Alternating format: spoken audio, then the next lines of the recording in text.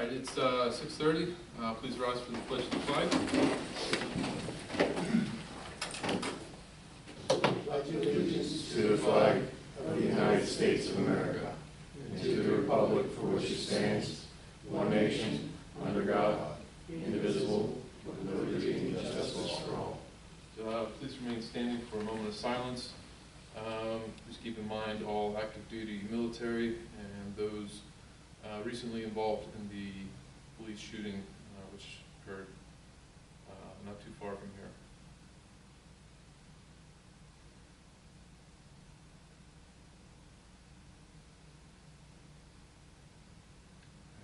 Thank you.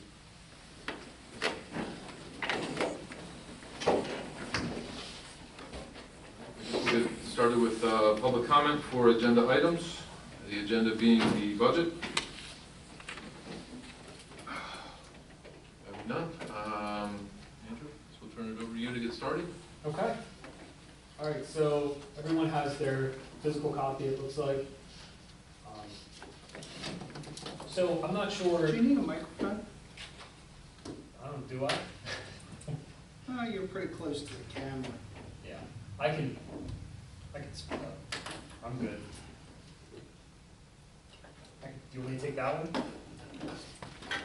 You can. It's up to you. That one won't read. I don't know if that's correct. Yeah, it'll I think it will. It's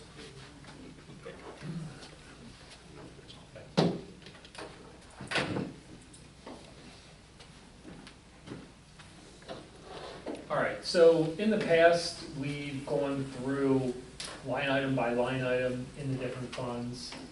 We always started with revenues, went the whole way through, and then jumped into expenditures. So I know last year we had a conversation about going fund by fund and actually comparing revenues to expenditures. So that's how this is set up.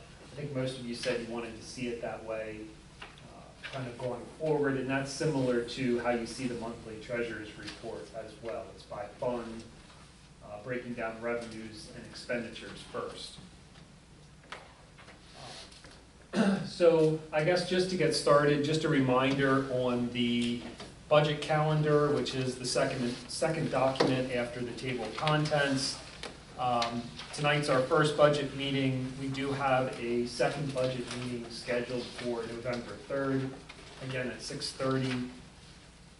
And then the November council meeting is where hopefully council will give authorization of advertisement for the budget as well as the tax ordinance or resolution, depending on how things play out. That public inspection will begin on approximately November 28th. That's a required 10-day public inspection before budget can be adopted. And then council will consider the budget and tax ordinance on December 8th, be on the agenda for consideration.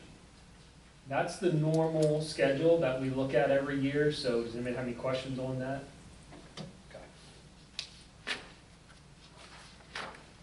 I gotta remember to keep going on that as well. So as we move into the budget message, is there a desire of council to go through items in here, or do you want to jump right into the actual numbers? There are a couple things on the message that I think we need to have a little more information on. Sure. That we didn't know about before. Local services tax. Is that kind of the same as our old head tax? No. The head tax, or what you're talking about, was a per capita tax. That's charged on your residents. The local services tax is charged on employees in the borough. So yes, $52 a year for everybody that works in New Freedom? correct. It's very similar to your amusement tax that's in place. Because you're charging basically someone that's most likely not a resident, you're charging them $1 a week or $52 a year. This is just a potential source I think as we dive deeper in, we need to have that conversation more. Okay, because this kind of came as a surprise. Yeah, I was looking at different options because we were, we're gonna get into it, emergency services costs have increased again. You can use local services tax for emergency services, you can use those for infrastructure, for roads, bridges. We have a need for both. So this is just for people that don't live in the borough, that work in the borough? Anyone that Anyone works, that works in the borough. anyone that Okay. works. So according to York Adams Tax Bureau, there are a little over 1,400 employees. The problem is you'd have to pull out those making less than $12,000, and you'd also have to pull out those that are self-employed. So, you know, So the businesses would do the collecting and, same as earned income Police, tax that that goes to whole York thing? Adams Tax Bureau. Yeah.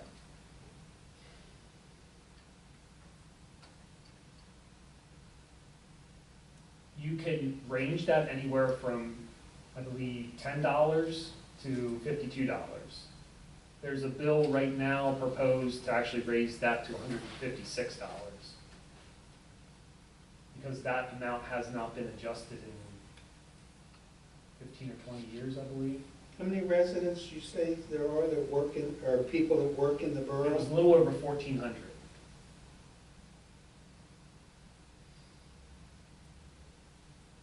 So that would raise about $70,000. Well, but you have. Somewhere, I used for the number, I used 1,000 minus the collection.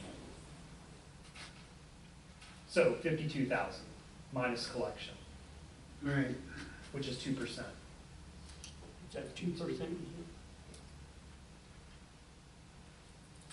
That's what New Freedom would actually receive, same as earned income. Now, is that something that council has to vote on to It approve? has to be a whole new ordinance with a public advertisement, absolutely. Okay, that's what I was thinking. Okay. Again, just a proposal.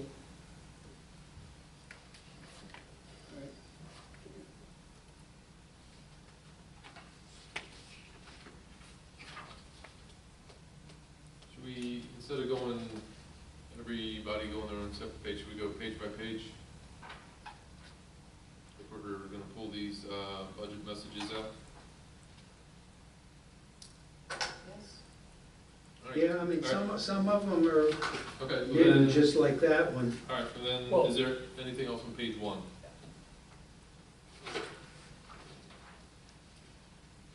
All right, if there's no other issues with page one, moving on to page two.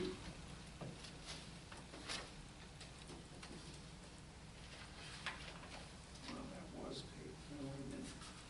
Page numbers are provided. Okay, I got you.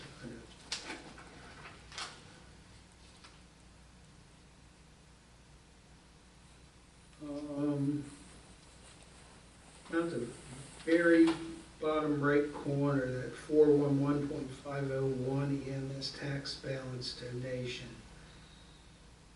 After deductions for line, whatever that is, and workers' comp. Excuse me. Workers' comp comes out of the tax, that isn't something that we pay independently? And then you bill Shrewsbury Township, Shrewsbury That's- Borough Yep. for EMS Based and on everybody calls, else based on calls. Correct, yeah. Is that reflected though anywhere in the budget?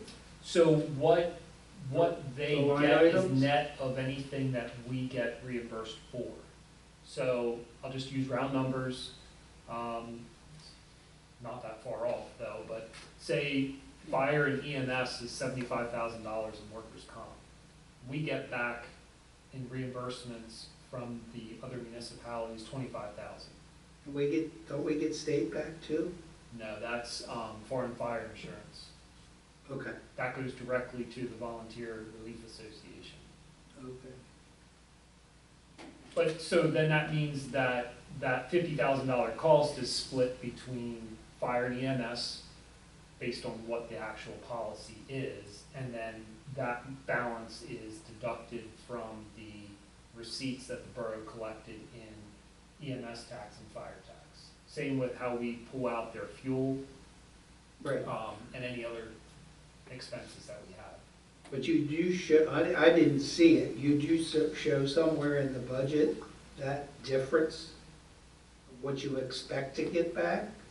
Yeah, so what we do is we show the revenue number and the full expenditure number. Okay, Yeah, it's not, you, in an account, you're not seeing the net total, you're seeing the full total for the expenditure and the full total for the revenue.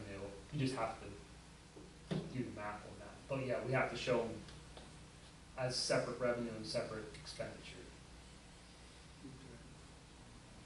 Anything else from page 2? I will say on that, if you look, we're still trying to figure out that balance, because before, those expenditures were basically lumped together for fire and EMS. Now we have to break those out and properly allocate those between those taxes. So 2025, we had that kind of balancing year to figure out where are these gonna end up? So when you get to those numbers in that 411 category, you'll see that they're a little skewed between fire and EMS reimbursements. It's still within that allocated amount in that subcategory, but it's just broken out a little different. Okay. Page 3.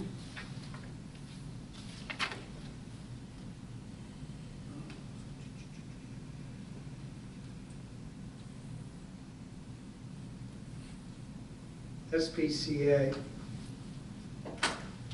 We have costs in there for them. I know there've been a lot of complaints from municipalities. I don't know if Correct. you wanted to talk about that. We're paying for an officer, it says in there. They don't have an officer. They haven't had an officer since what, 2023? Well, this is separate, third party.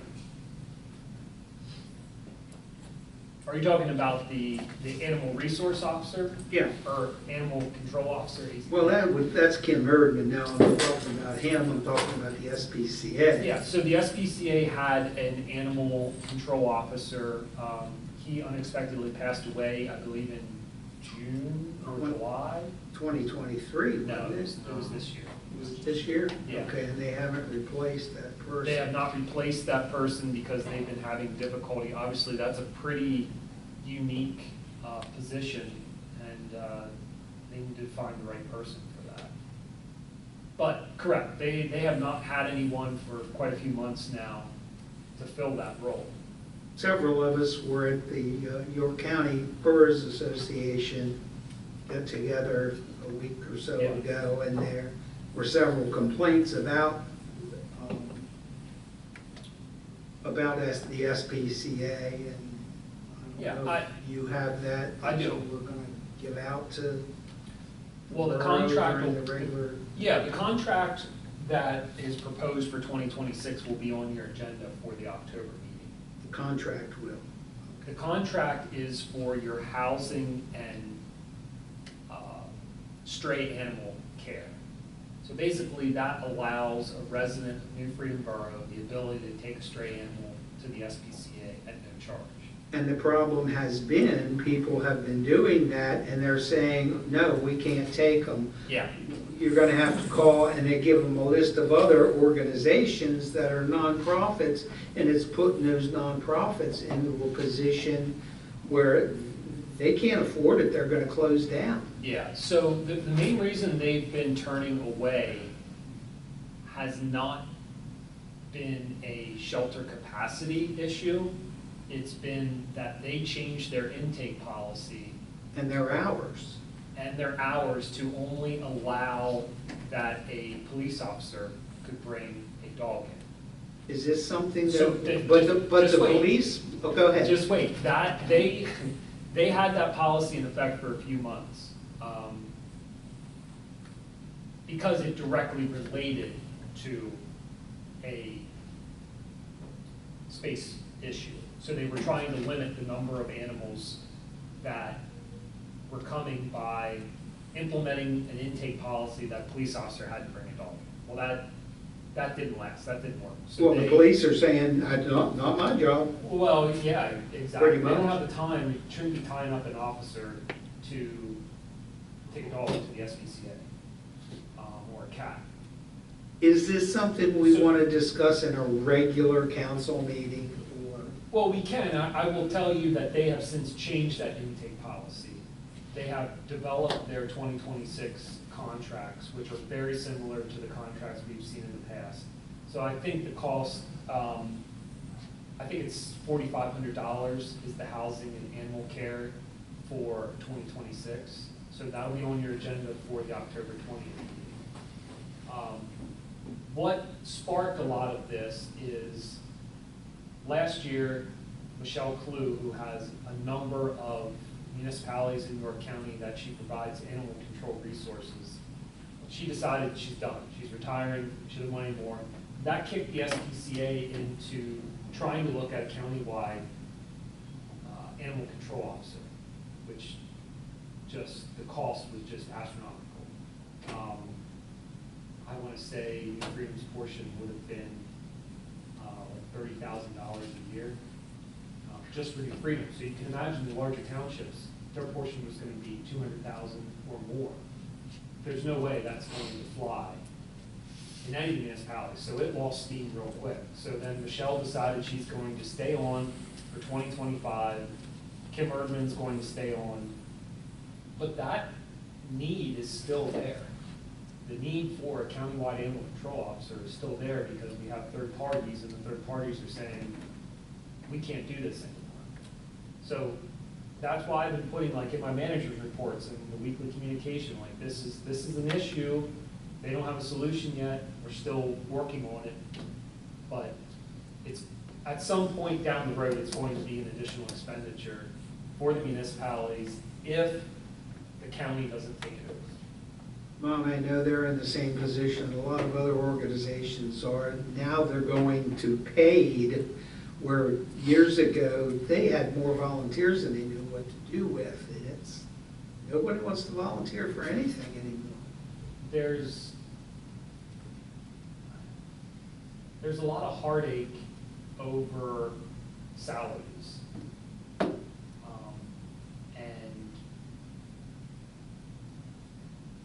that is causing an issue with the need for additional funding. Because the SPCA is saying that they need approximately $800,000 more of funding going forward to operate. Out of, basically, and they're looking to make that gap up with funding from the commissioners as well as the municipalities. Okay. The Thanks, I commissioners just were- wanted everybody to be aware of Yeah. the situation and the problems that they're having, you know, and the fact that we may be asked to donate more. Yeah, for 2026, the agreement went up very little, but that line item that you're talking about, 422, 450, that is both the SPCA contract and the retainer for Kim Erdman, which I think is $400. Yeah, it's minimal. Yeah. All right, thank you. All right, anything else on page 3? All right, moving on to page 4.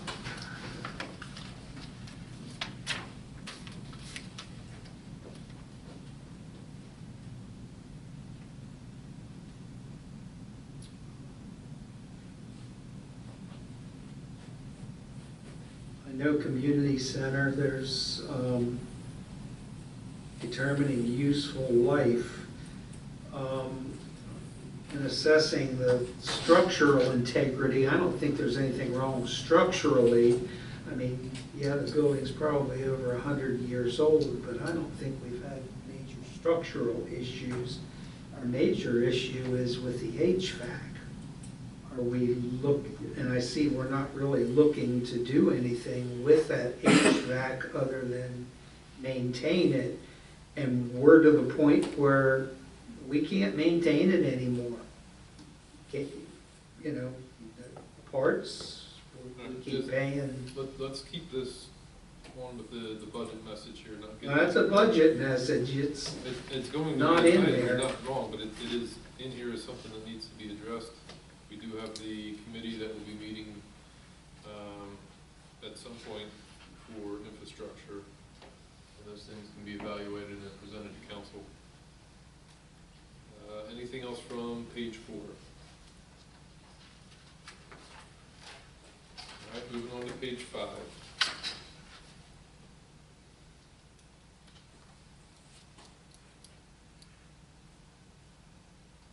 I'm sure everybody has seen the tipping fees and everything are going up at York Solid Waste. That'll be fun. Yeah, we'll talk a little bit more about the refuse fund when we get to that point and how we're Yep. how we're structuring that, and basically how it was structured from the approval of the last contract. Okay. Anything on page 5? All right, moving on to page 6.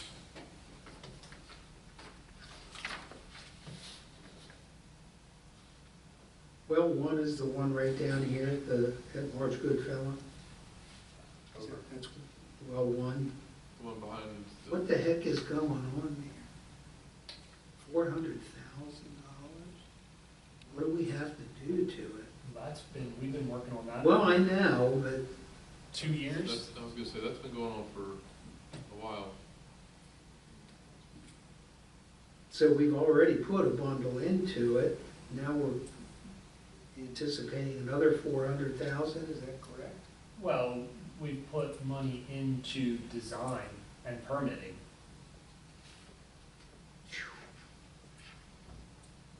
All right, anything, So that money is held in treasury notes at this point.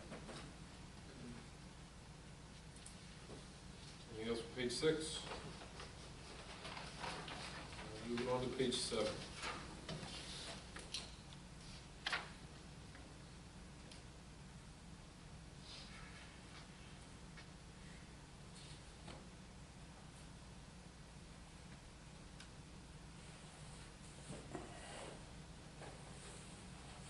Nothing on page 7? All right, that is the end of the budget summary.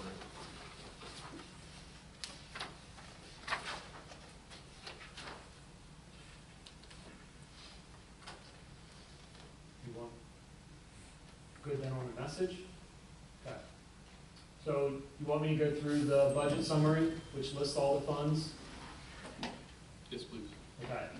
Last year, I know I broke down everything as far as the individual columns, and you want me to go through that again, just so everybody understands? Yes, please. Not a problem. All right, so at the top, that first row, we've got fund balance. So this is the dollar amount that we're estimating will be in the fund beginning January 1st, 2026. The way we derive that number is we look at what our cash on hand is at August 31st, and the columns that you have in your budget estimated through 12/31. We either add that if it's a revenue or subtract it if it's an expenditure to whatever the current balance in each fund is at this point, so August 31st. So basically, you're taking your cash on hand, you're projecting your revenues and expenditures for the next 4 months, and you're coming up with a cash on hand or a fund balance. Does that make sense? Okay. So the next line is revenues. That's what we're projecting for 2026 in each fund. So in this case, we're going to take the fund balance, we're going to add in our revenues, projected revenues. The next column, or I'm sorry, the next row is the proposed expenditures for 26, shown in each fund. And then the next line is your 2026 surplus or deficit. So I want to hit on a couple of these because they're red the whole way across except for one. And I want to explain why. General fund, as we'll see, things, we've got cost increasing, trying to keep that, any kind of tax increase at bay. But again, we talked about your normal increases and your increase in emergency services as well. So we're showing a $3,500 deficit in cash at the end of '26. Now that still means that we have that available fund balance of $616,000. So it's not that the fund is completely running in a deficit, it's the use of cash.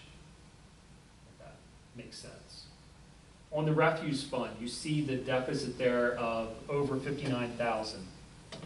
If you recall, when we approved the last contract, we knew that there would be years where we had increases in garbage to match the contract, and then a break to basically use some of that cash on hand, use that surplus to absorb that increase. So 2026 is one of those years as we look back through that projection. So we're going into '26 with $95,000 in cash, running a approximately $60,000 deficit for the year, and bringing that fund balance down to $36,000. What that means is there will absolutely be an increase as we go into '27, but that's what we looked at when we went through the contract last time. So not only are we absorbing the normal increase in the contract, we're also absorbing that tipping fee increase for '26, which in the last 3 years, I think it's been $2 or $3 every year. You might as well figure that going forward, that that's going to continue to go up at the incinerator. Per ton. Yep.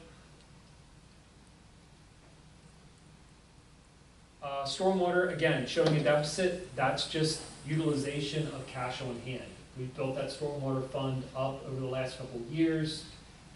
We're just showing a minimal expenditure there of $10,000 just to do some maintenance and repair of the system.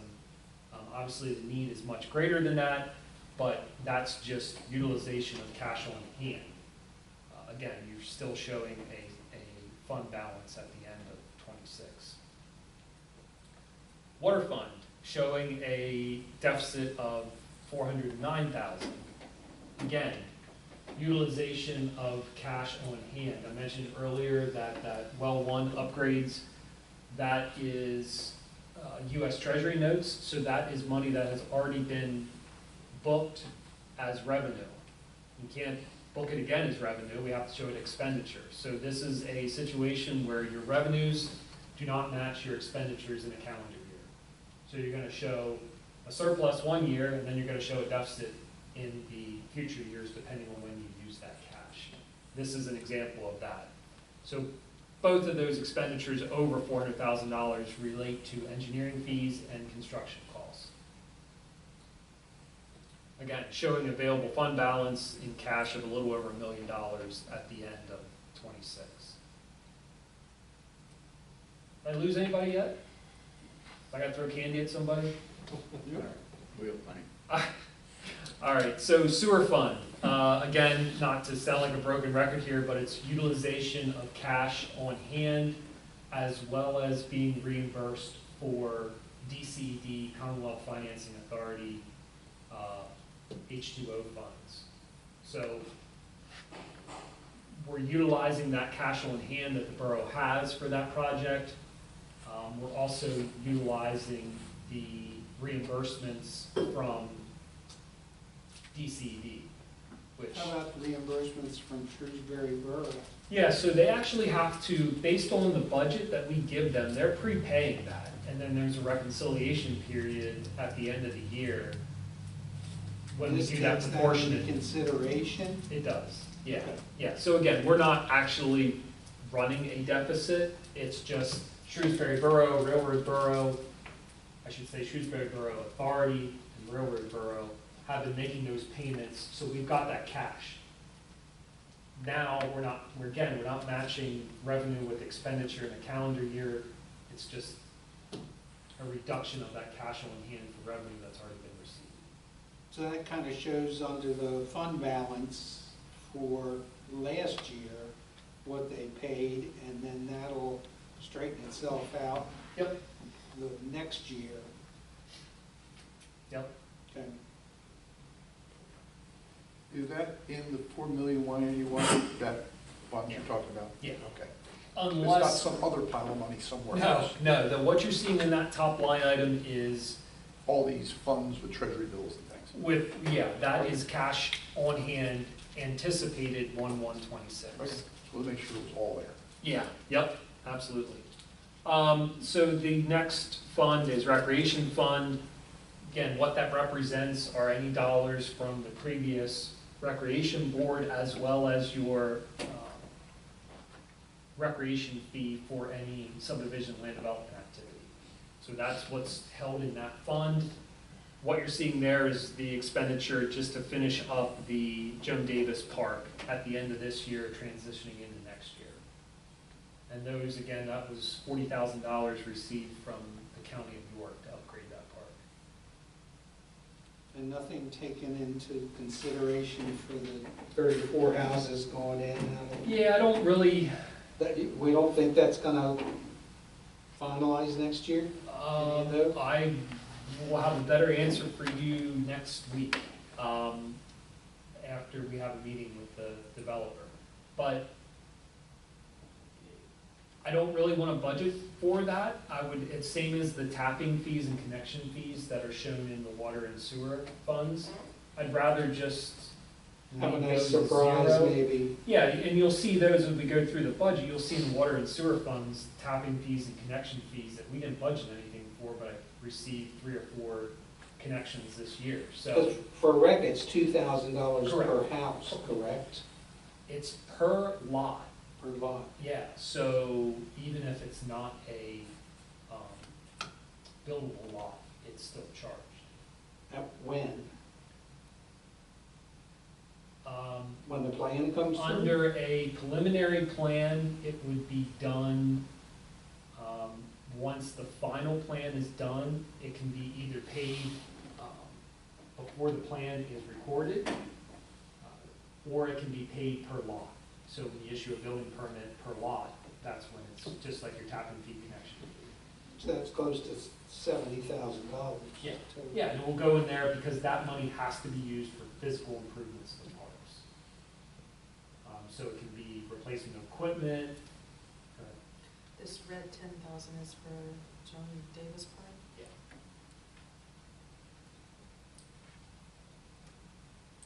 So you'll actually have a net positive by about $60,000. For Recreation.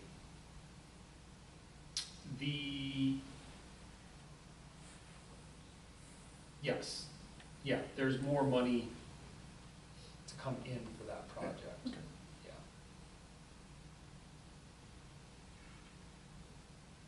Moving on to the capital reserve.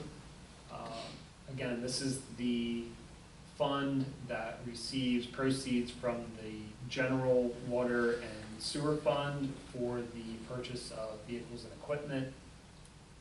We'll get into it a little bit, but we are looking to replace a dump truck in 2026 based on that capital reserve schedule that was laid out. So we'll get into more details about that when we get into the fund. Highway aid, we're looking at in 2026, hopefully getting to the point where we can have the construction phase of the Pleasant Avenue bridge slash culvert right by the railroad tracks there. That does need to be replaced. We've been working on a lot of preliminary engineering, a lot of preliminary environmental studies to make sure that we can get that project done. So we're looking at spending approximately, I mean, at this point, we're budgeting $250,000 to be able to replace that culvert. Those numbers are still in progress at this point. Anything possibly available in grant money for something like that, or no? Does it qualify? What we've kind of found with that is potentially if you can tie it into the stormwater project like we're doing, but when you're just armoring basically a stream, usually the opportunities for stream restoration money would not be in there. So it would have to be almost an infrastructure loan, but usually not just for a single culvert like that. If something comes up, we'll most certainly apply. Okay, good.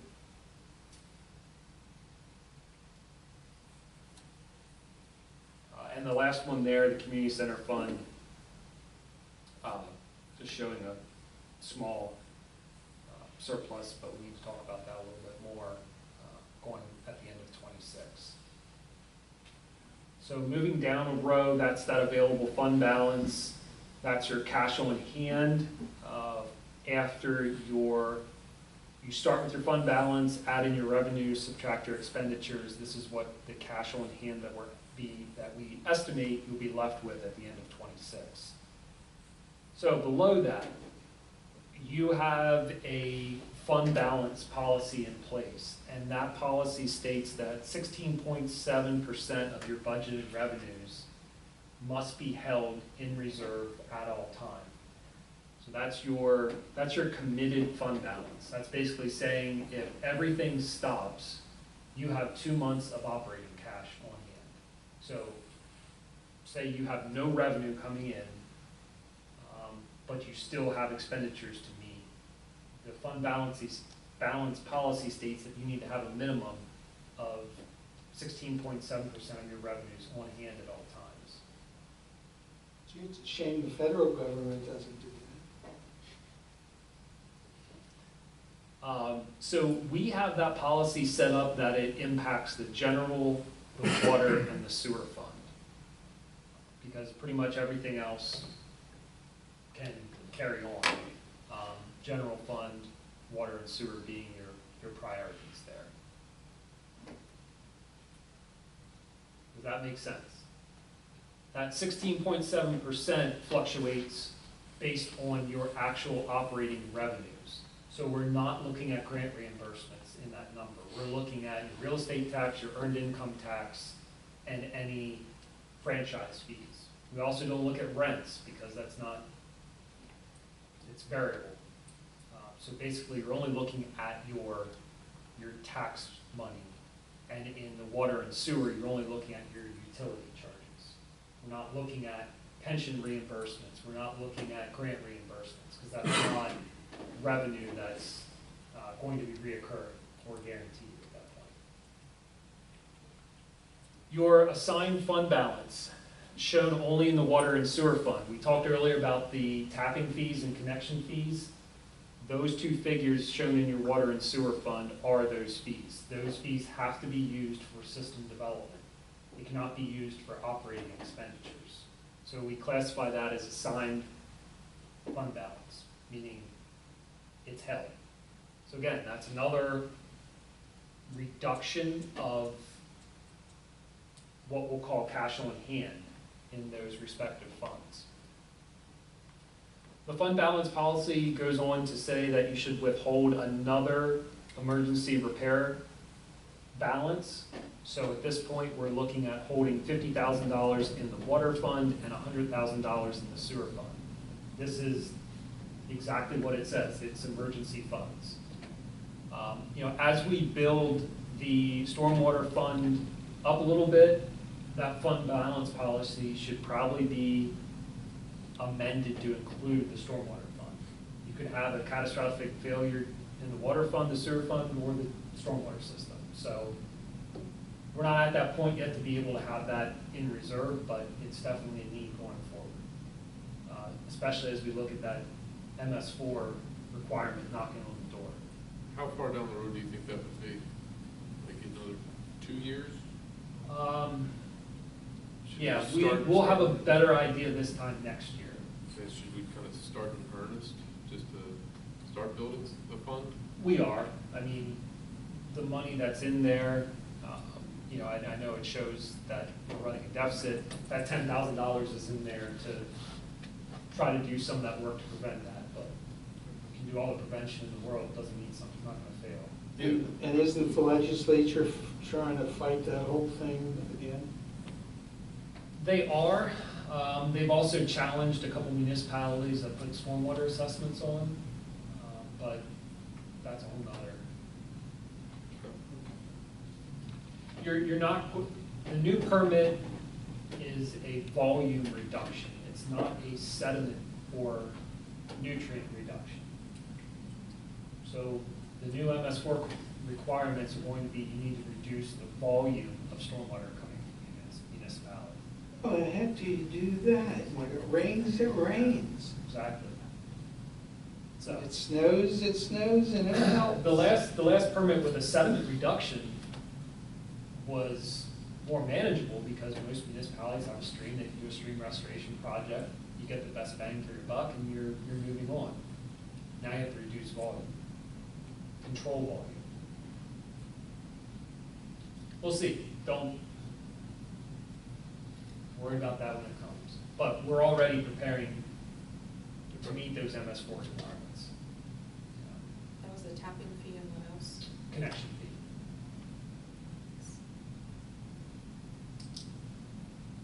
Anybody have any other questions from that page?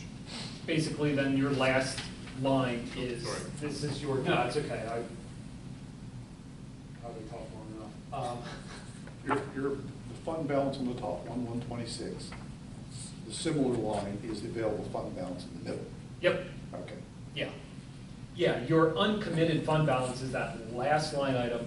This is your liquid cash on hand that's not tied up for anything else. I understand, but Yeah. the comparison, the direct comparison is the top line and the middle line. Yep, you got it. Because the uncommitted is, it's like spaghetti sauce, it's in there all the top line too. Yeah, correct. Okay.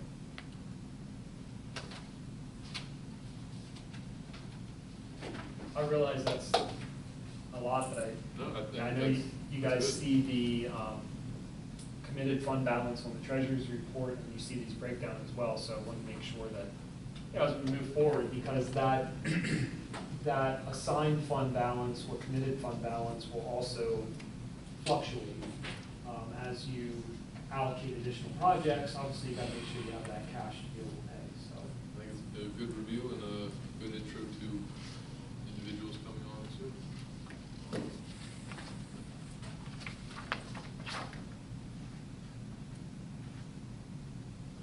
Other questions from that page? Okay. Includes, or into the general. Sorry, they're upside down tabs.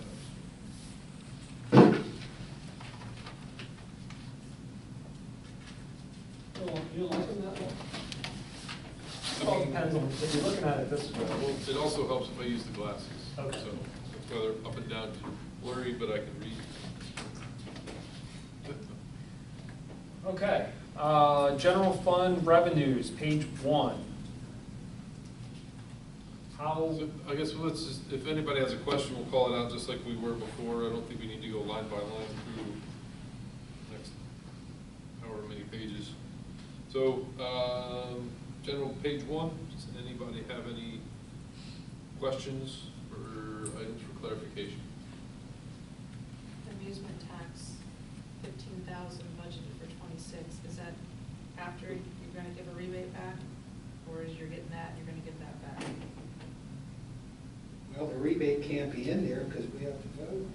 I did not include, yeah, I just included the same number as we budgeted for 25, and I think that's the same idea we had going into 25, is that we would budget for what we anticipate, but not, What we anticipate to keep?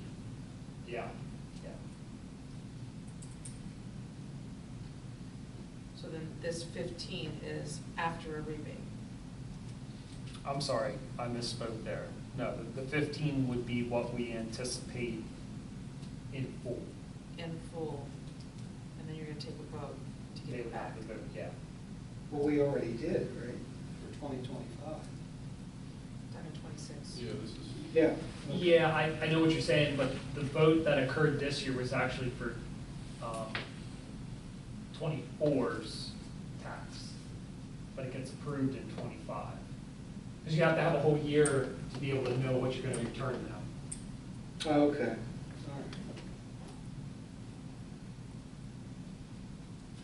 Any other questions from page one? You don't show what's higher or lower. I mean, we can do the math, it's not hard, but that's, seems like that might have been a useful thing to have another column. One thing I wanted to point out here, the franchise fee. You'll notice that that's been slowly going down. That's based on subscriptions to cable TV, so you can see the trend there. Tell me if you think this should be a separate conversation, but at what point do you say enough with that and allow other companies in? I mean, I agree, more people are cutting the cable and streaming. I haven't had You're cable. going to see a change in that with broadband coming into town, so. How, because everybody's just gonna stream on broadband anyway. Or is that a franchise fee for broadband? If I remember correctly, the franchise fee on broadband was challenged in court. I would need to research out a little bit more, but your franchise fee, the verbiage in what allows that is set by the state, and I think it says cable TV, so. I'll tell you what, would you mind taking an item for maybe the next general meeting? Explaining franchise fees Yeah. and what it has been in the past and Yeah, it's 4% of Yeah. whatever whatever your bill is. Comcast collects, but it's only on cable TV services. Correct. It's not on internet, it's not on phone. Yeah. It's not the AAA. Well, it's a just portion of that. Portion, but Yeah. not the other two. Yeah. So even if there's additional methods for internet, that would enter in to any income. Correct. If I recall, I think the franchise agreement is up in 26 or 27, but I'll pull the whole thing and use that as information to get that. I think that'd be good learning. Okay. Do we own the infrastructure, the cables, the poles, the wires? No, the companies own that. We own the land that some of their equipment is on, like across from the wastewater treatment facility. Okay. We got There's a also little another parcel over by Sealing and Jones. Kind of, Verizon, yeah, it's just a small parcel that they have some equipment on. Where I was going is along the rail trail, there's, it appears to be power on the north side of the street and cable and internet and communications on the south side on two separate sets of poles. Yeah. Yeah, Poles. the individual companies own that. Borough made own property, but not the equipment or lines or The wires. poles are falling down. And the That's wires the- are they- dragging. So they have, you go ahead and take it. Yeah, I mean, we're in communication with Verizon on that. They basically don't care. But what I will say is we are in the process of a stream restoration project along those. So we're in communication with them that this will have to be addressed before we come in and do any kind of stream restoration. So it'll be pole relocation and replacement along with that project. But at this point, Verizon and Comcast do not respond to communication like Med-Ed. No, they don't respond unless they're about to get canceled. And to your point, we're going to have renegotiating will be the only opportunity they will ever listen to anything that you have to say because they see a paycheck. The obvious, I'm sorry, we digress slightly, but the obvious answer is to put the communications wires on the other side of the street where the perfectly good poles already are. That would have to be an agreement between Comcast, Verizon, Yeah, and they rent the Med-Ed. poles to each other all the time. Oh, yeah, absolutely, but. yeah. You're right, but it's a likely agreement. It would seem like the obvious answer and something that we should maybe include in the negotiation for the new contract. Only reason I bring it up during budget. Well, you can't really, in a franchise agreement, can't really get into too much as far as their infrastructure. You can Negotiations basically, are negotiations. Erica, you said you had another item. We did have a complete lease expiration date in prior budgets. Can we get an updated one? Yeah, I didn't yeah, that see- went out earlier this year with the directory. That went out in like February. But yeah, can send that out. And the quality of life fines, I see 0 for 25. I thought some had went out. We're not expecting anything for 25? What line item is I thought- that? Yeah, sorry, it's, 3-1, or 331, 500. I thought some had went out this year. not quality of life, just citations to the magistrate.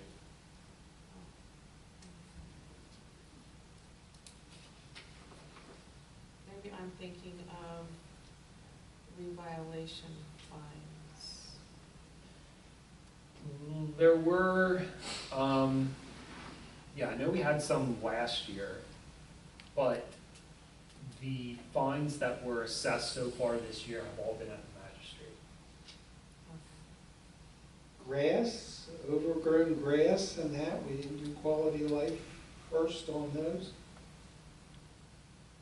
No, no, we did letters for compliance, and usually after that, you would issue a quality of life or send it to the magistrate. Well, where are those fines in the general fund? Yep, so those are your criminal code fines, which are shown in 331-120. Okay, they come in as criminal code. Even though most of those are civil, but that's the line item for it. Gotcha. So line 310, 500, the local services tax, if that doesn't happen, where can cuts come from? Yeah, I think that's discussion as we get in other places. I had that money programmed for, to do some road work. Obviously, we're not doing a lot at $50,000, but that was quickly absorbed last week when we learned of the increase from the police budget. So that was shifted because, again, that local services tax will allow you to utilize it for emergency services or infrastructure. As we go forward, I think if we have areas to discuss, we'll look at it and see what can be cut out. I can't answer that at this point because I've looked at it for a while now, trying to figure out where we can change to come up with that difference.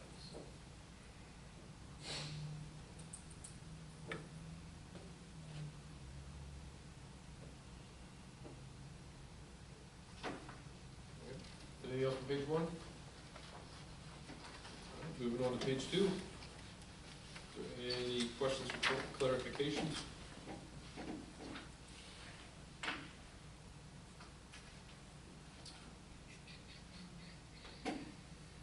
Pension allocation doubled, Yeah, I saw that too.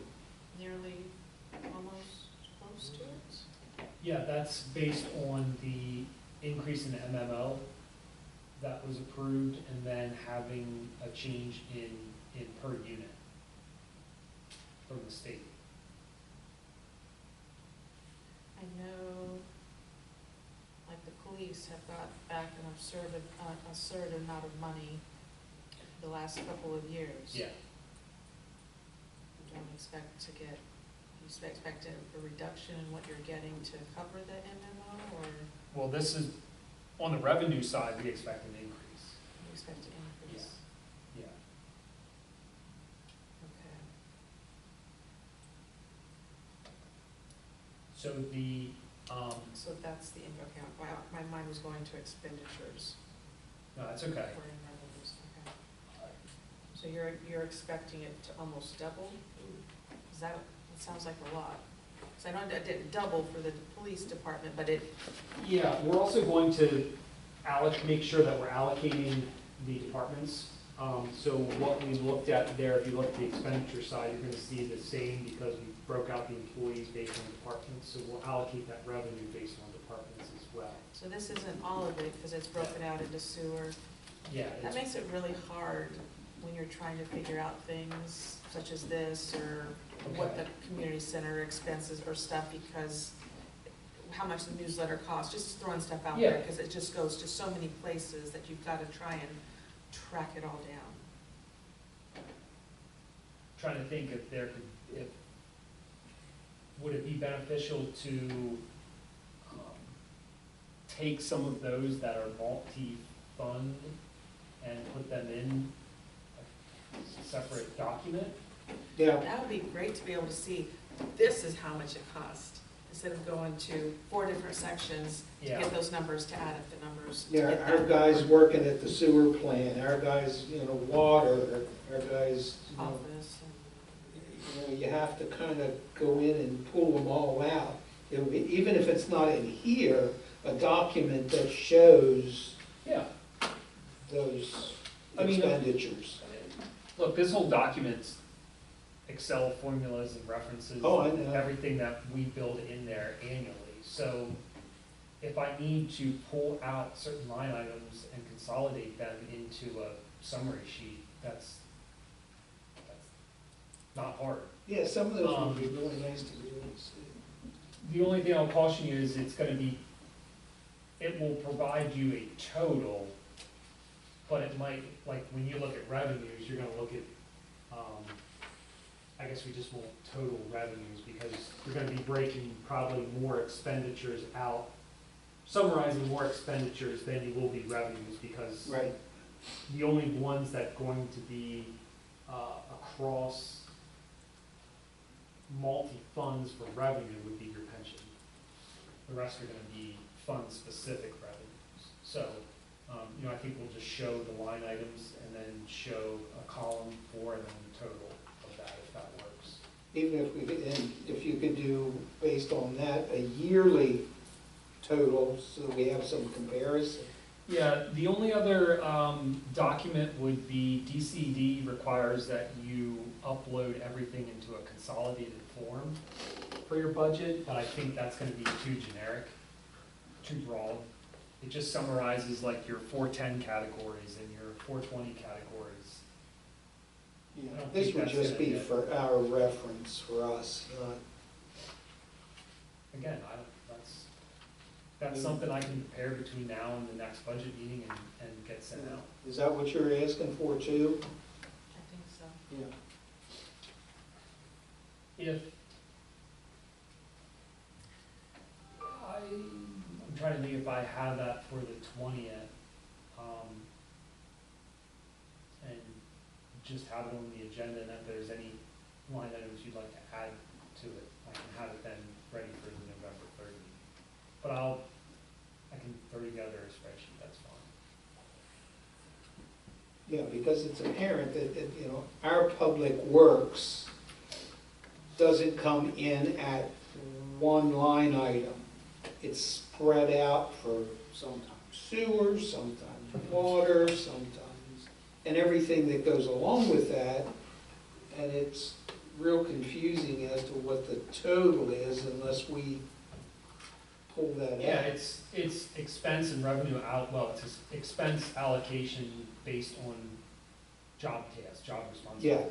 Yeah. Any other questions from page 2? Line 358130. When was the last time the fee was increased? Actually, I provided Stewartstown notice. According to the agreement, we had to give notice by 6 months before the end. So I went and looked at the last time, and I think we talked about this last time, that we missed the notification deadline. So we increased that by $10 to cover the labor rate associated. Per hour? Yeah. In ballpark, how long had it been since that been increased? I think it was 2018. I will get that answered.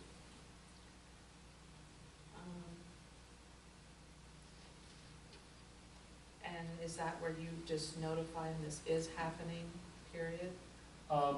notified that the proposed increase would be $10 an hour. Proposed meeting has to be approved by council. As part of the budget, yeah. With that increase, is that in line for where it should be? Yes. It hasn't been done for, Yeah, it was to bring the labor rate, plus benefits back to where it should be, yeah.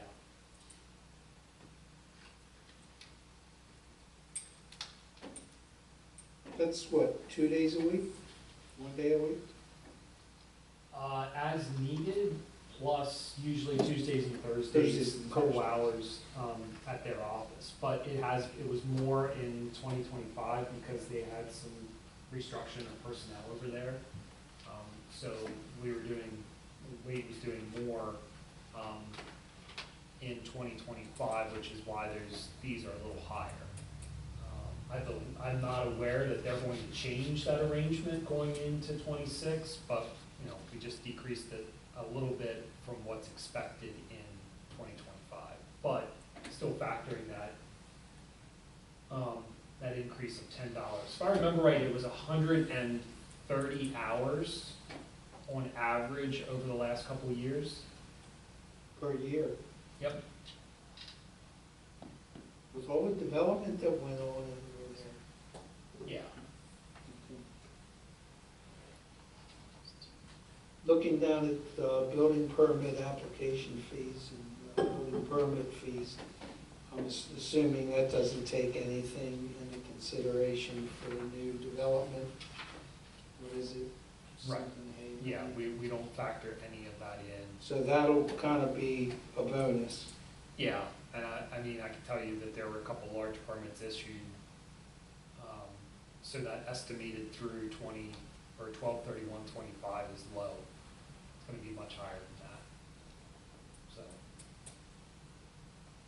the Stewartstown contract is for how long? We're locked into $10, that wage for how long? Year by year. Every year. Yeah. But you have to notify them 6 months before October, 6 months before the end of the year. before the, Yeah, I mean, we need to get it back.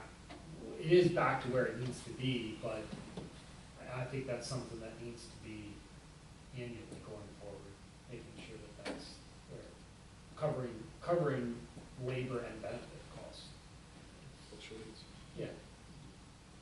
We still gonna be able to afford to have him out once we start the new development?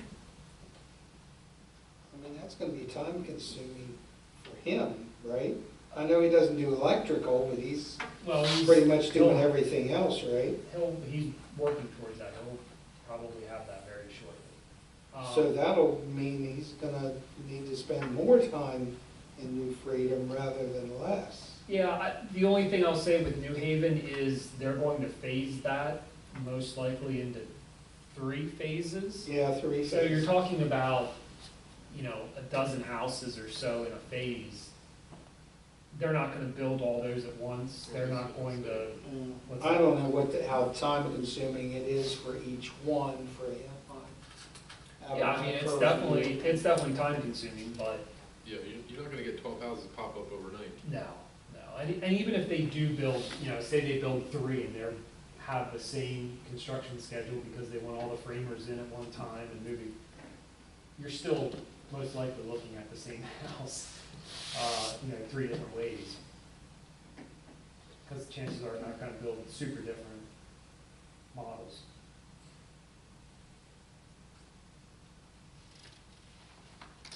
All right, moving on to page 3.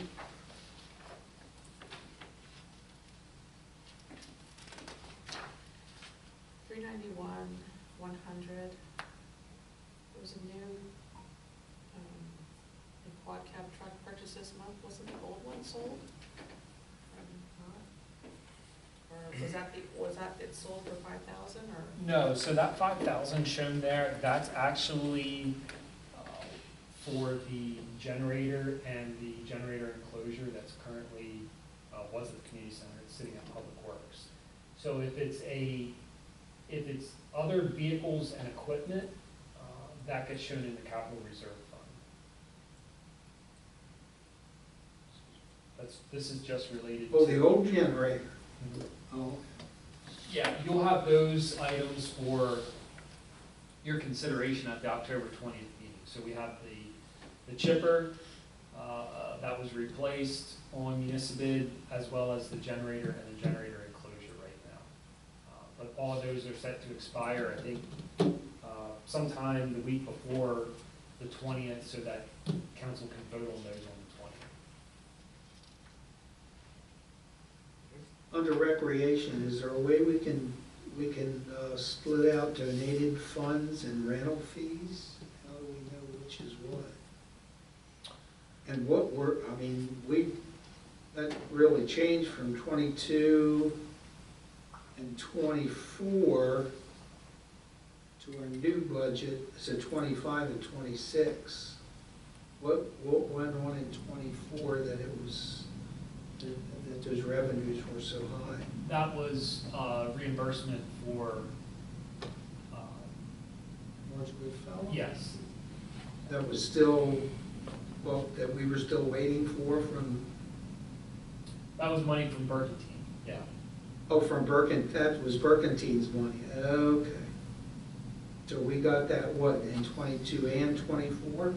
Yeah, 22 was, Pretty much the same. 22 was the balance received from the county in Marcellus Shale money from Marge Goodfellow. That was Okay. still hanging out there. And 24 was the money from Burkentine Burkentine. for Marge Goodfellow as well. And what's projected in the budget, 80,000, where is that money coming from for special event proceeds? That's all shown for Smoke on the Rail in the supplemental budget that's back in the appendix. That just comes in and goes right back out.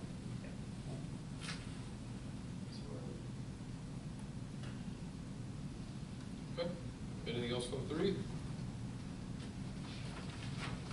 All right, moving on to the general fund expenditures.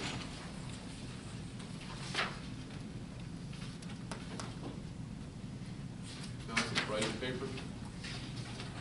Yeah, I got some neon yellow back there. Do you want that? I don't know what I marked, because it's hard, with the yellow highlighter, it doesn't show up. Get a blue one. For Yeah, I got one. There. For postage, going up by 900, 403, 210. And the mailing that we, That's the same as 25. Yeah, it's actually not, it's not going up at all. It's 20, it was 25 in 2025, I'm sorry, 2,500, and it's 2,500 for next year. well, I mean, okay, let's have it this way. You estimate spending 1,100 this year, but you just keep it budgeted up at 2,000? Am I looking at a different? I think you're, Did I say the wrong number? no, I think you had the right number. 403, 210? Yeah. Like at the end of the year, we spend 1,100. Oh, I'm sorry, you're looking at 403,210. My Yeah. fault. I said it wrong the first time, but like, we're still gonna budget 2,000, you think it's? So it's gonna that's spend 900 actually, more next year? yeah, that's for anything for supplies and postage relating to sending out the tax bills. So that would be if they need envelopes or paper or postage or anything.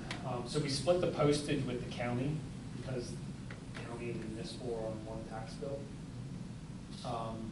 So that cost is there.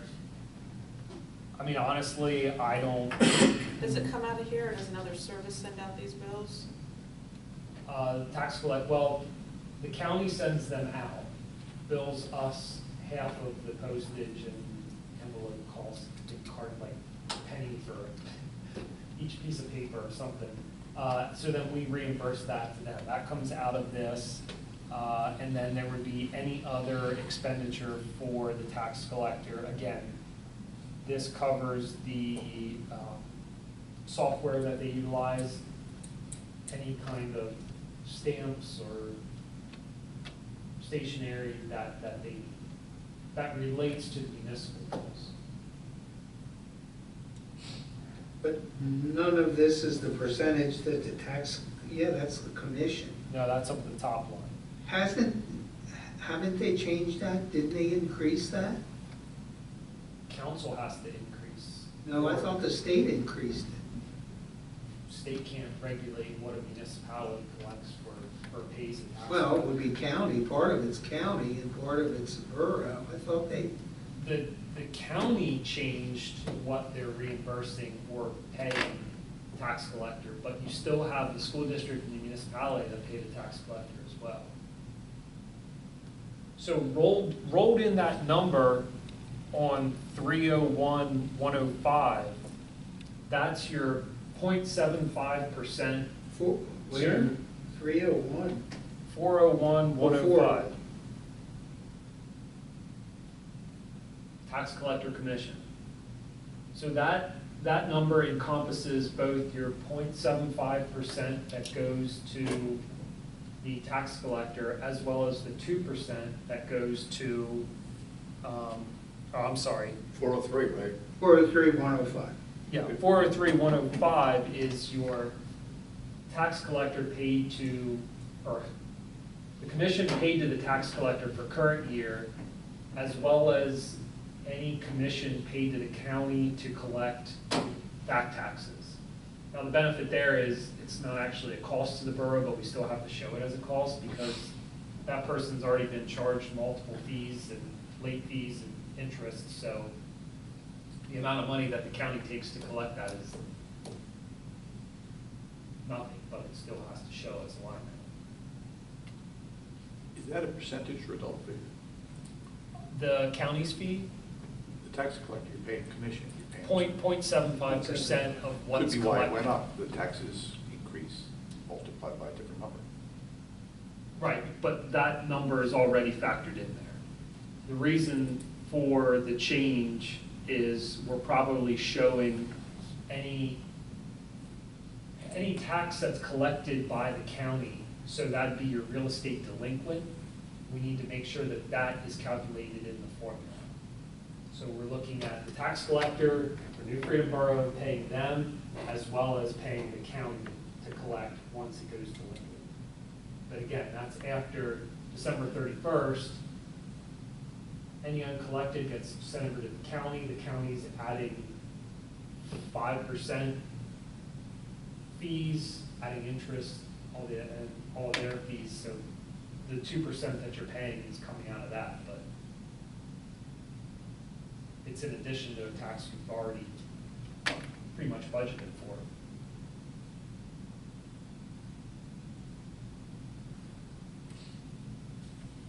Do we get any percentage of late fees or anything paid back to the borough? We do? Okay. For real estate? No. Yeah. For law, 404,310 solicitor fees, Yeah. how come 20,000 above budgeted, what happened? It's just a combination of multiple You know what issues. Do you think that's gonna be settled? Resolved issues? Yeah. I mean, 10,000 for next year with everything that we're doing and trying to utilize the solicitor a little bit more. You think that's gonna be adequate? It only takes one thing to happen. You're right, and we've had several. We have several that haven't been Yeah. in any way finalized as of yet, so in 26. But if it goes to the insurance company, our solicitor doesn't have to work on that. Yeah. So these are things our solicitor has to work on? Yeah. What am I missing? I mean, there's still, even if it goes to third party, they're still involved with that. They're back and forth. Yeah. Yeah. So this is any of the issues that have been discussed in public session. So my question again is, $10,000 gonna be enough? Everybody gonna behave? Well, I mean, we've No, got a lot of things that are gonna carry over into next year. Yeah, again, I don't know how much I can say in public and how much was said in, well, I mean, I think the solicitor has given updates every month on what's outstanding, what he's been working on, in pretty detailed form. I know, there's just certain things that are more privileged. Anything? Computer maintenance came in a couple thousand over 405,250. Were issues resolved, or? You said 405,250? Yeah. Yeah, we had, we replaced a couple computers. Okay, so you had to replace whole system. Two of which were to hard drive failures, but, They backed up? oh yeah. Is that why contracted services IT is 6,000 over? To get those computers up, or? It involved a little bit of that, as well as some updates to the server as well. And what did you figure for, I see salaries office, that's increased, not dramatically, but do you have a overall percentage that you're looking at? For the budget, what I did was 2%. 2%. Is that across the board, is it merit-based? At this point, it's just across the board for a budget number. But you do that merit-based. Correct. You add merit? Well, the 2% provides a cap, and we distribute from that point. Essentially, it's just a pool of money.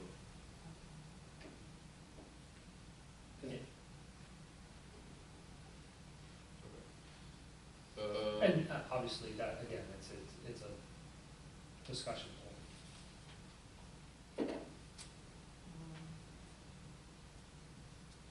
2% sounds more than reasonable. Education and training went up by a few thousand. That's because of me. I think I asked you to increase that. Doesn't that fall under that purview? Yeah, you did, yeah. It's increased by 1,000 from last year. Yeah. Well, like what we Mayor, spent, well, what we budgeted versus what was Well, spent. and Denny went along to the convention this year, so that, it's good, okay. yeah. And the engineering fees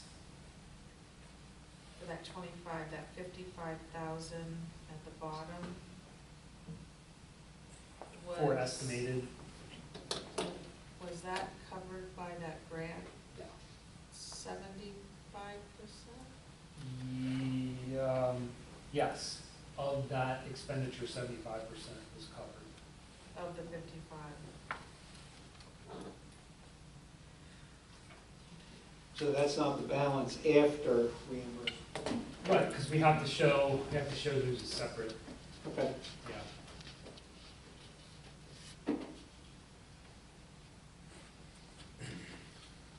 Okay, nothing else for page 4? Going to page 5.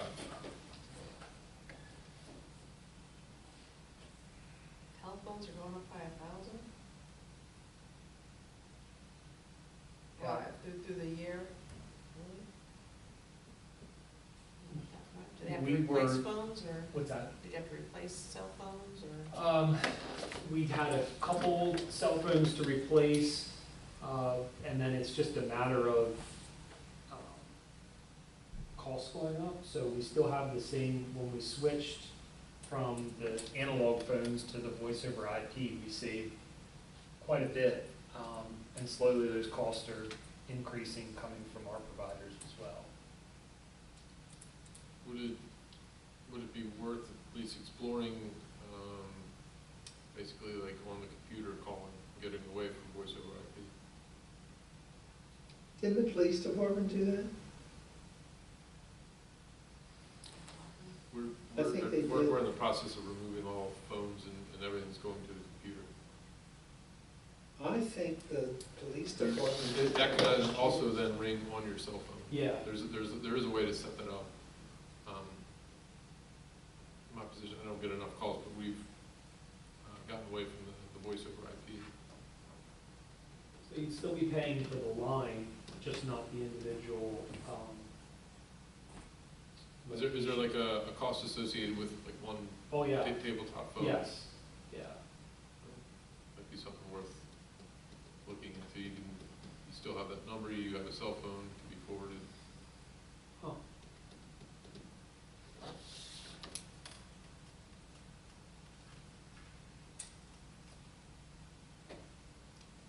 $409,373 maintenance of buildings. We budgeted 15 and it went to 58,000. Yeah, that one. What was, is it? Oh, the two- that's the generator replacement, which is fully Which paid is a for. grant. Yeah.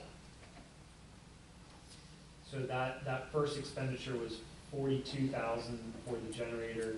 We spent about another 10,000 for install. So we're right in line with our budget, I think was, or I'm sorry, our grant was 53 or 54,000 for that. Again, that's 100% paid. Is that online now? Yes. Generator? It is? Well, it's like, wait a second, is that, yeah. I gotta look at Jakey. It's working on. Jake made it happen after some, I know that was a Hiccups mess along with the the way. gas, running the gas lines. 411,221, the EMS service supplies, we budgeted 15 and went to 38. yeah, that's that line item that I was saying where we were trying to figure out where the breakdown's going to be between fire supplies and EMS supplies. Those supplies mostly being fuel, gas and diesel.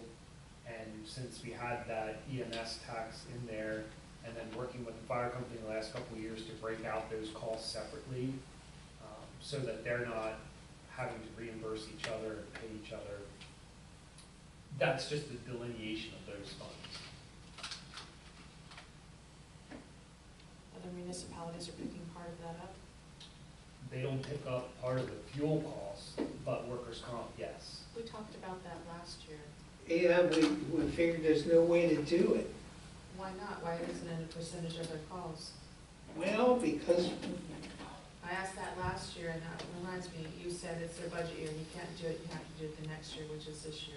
yeah, but we also discussed it, and it's so hard because of mileage.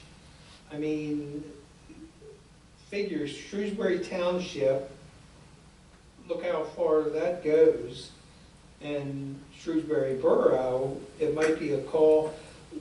They can't, there's no way that they can estimate how many miles they go on each call. That's fine, then it's just a percentage of their calls.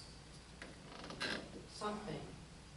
Well, the EMS budget itself is broken up into the percentage of calls. I don't know how you would do that with gas. They should have an Fake. annual mileage deduction, that they would know their annual mileage, and by that you should be able to figure out the percentages, correct? Well, it depends where they're going in Shrewsbury Township. If they're going to Walmart, or if they're going all the way up to, Well, if you have a blanket figure There though, should and be- our percentages of calls is XYZ, then you take XYZ of the total mileage. Not rocket scientists, you get what it is, what's the fuel cost for the year, what's their percentage, and give a flat fee. and they come to us and say, how do you know what our percentage is? Can you explain it? Because of their calls that they got, if they got 72% of the calls, they get a flat, you have a chart, and their flat fee is this. Why are we paying for all the gas to go everywhere? Yeah, Go ahead. I hear what you're saying. I have to check to make sure that the legislature allows that. The only other thing I'd say there is there's a great possibility that, you know, Shrewsbury Borough might turn around and bill us for their fire truck coming in, or Glen Rock coming in, Becomes a tit for tat? Yeah, I mean, the only one that Shrewsbury Township, obviously, there's nobody there, but there's a chance they're gonna come back and, I was talking more so ambulance. okay, Well, either one though. yeah. Yeah, if it's ambulance, the only other one would be Glen Rock, but yeah. Yeah, Shrewsbury's Township Borough, they don't have an Right. ambulance, but ours is going over there more than it's here. Oh, yeah, yeah, as the mayor goes through the calls every month. I can look into that, not a problem. That'd be some good information. All right. Well, not yet. That's just the same.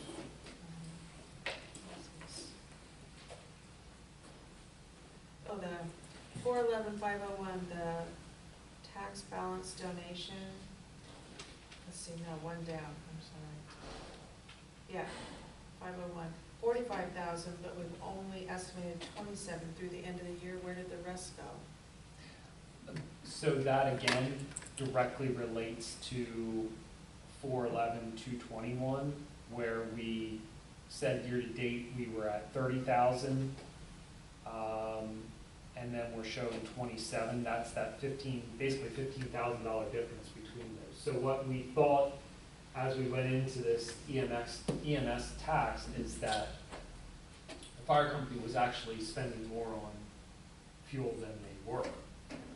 But basically what we found is the ambulance is spending about 3 times the amount of fuel. So that's just a reallocation of those expenditures. And again, you're taking your EMS tax shown in those revenue columns, you're backing out their workers' comp, you're backing out their fuel, and then this is the net. So that's what that line item, when it says EMS balance donation and fire tax balance donation, that is the actual dollars that are paid out to them in cash, not a deduction of expenditures for fuel and workers' comp and other The items. 33 and 27,000 are paid out to them in cash. Well, the 33 is your volunteer fire relief payment, so that money comes in and goes out, but yes, 27 and 91. correct.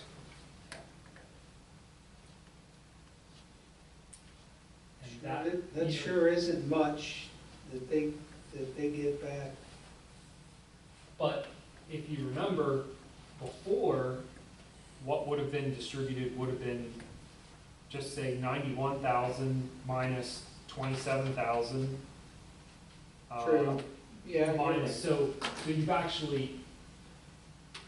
you've made so that your fire company is getting the true balance of their donation and they're not having to pay the ambulance. So now we're providing 2 separate checks to each entity.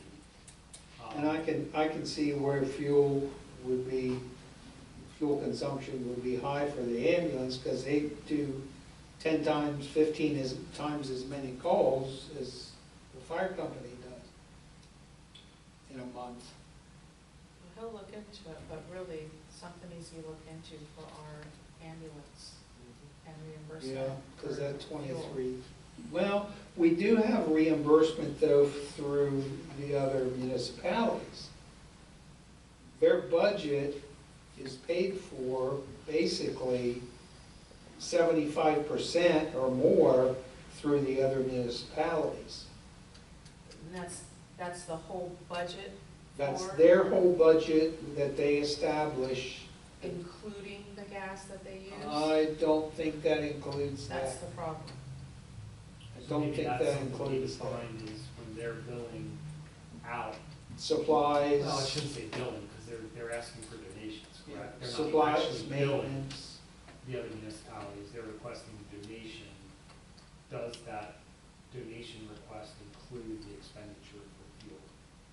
That way it kind of takes us out of the money, If it does, and they're actually contributing, then it's done. yeah, but if not, then, Yeah. I'll have to pull the budget from EMS for That'd be a last year. Good way to go about it. I don't think it includes gas, fuel. and even if it does, that would directly that money's directly going to go to the fire company. It's not going to do anything to the borough's budget. It would just, it would go right to the ambulance. Ambulance. Right.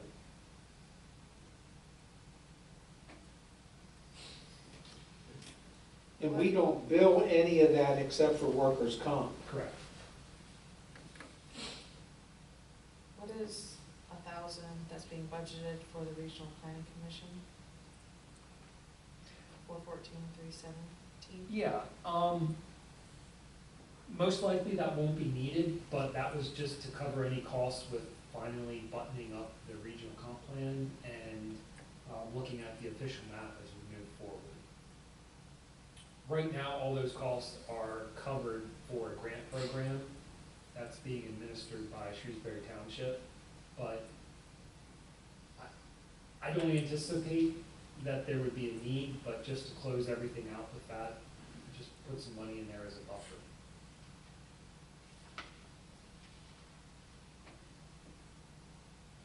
And I want to thank Andrew.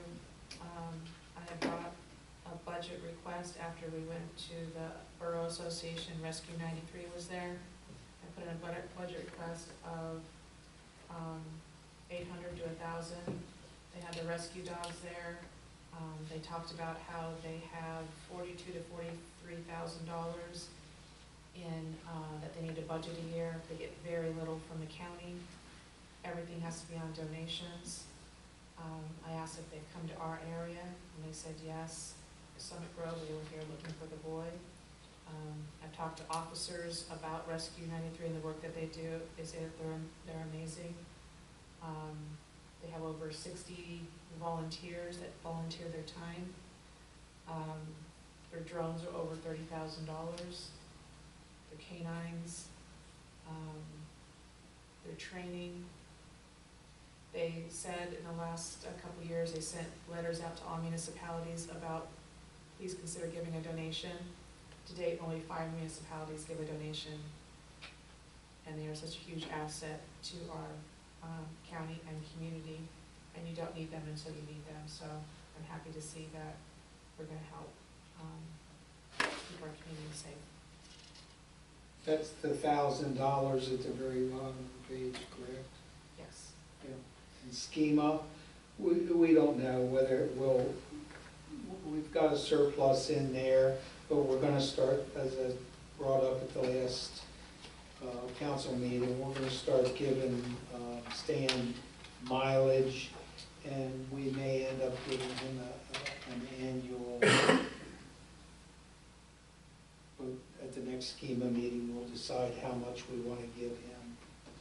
I think this will be a fairly accurate call for each municipality to get $1,000 would certainly cover everything.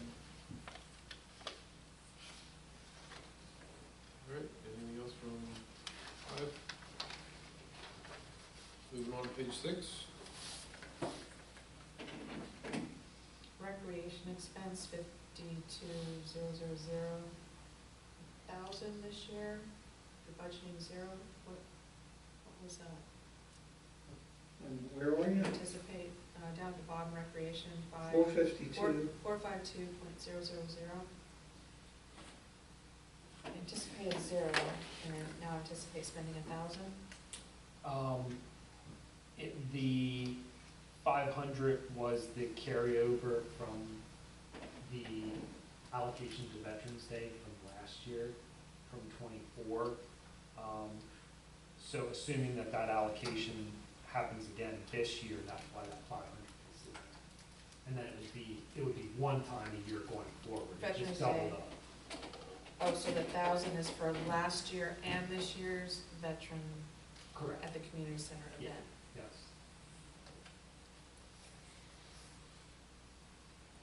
And there are 2 rec accounts, correct? The borough has a rec account, and the board is in control of another rec account. Right, correct? the recreation fund that the borough administers is only for capital projects at this point.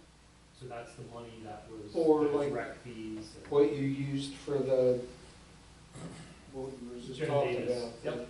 Bunker Hill. Yeah. And the Veterans Day is put on by the rec? Correct, Commission? correct. What does the township give? Do they give 500 for that event? I do not believe that they, no, I don't believe that they did. Last year, that hasn't been approached yet for this year, but it's definitely a possibility. Because it's partnership. Yeah. Yeah.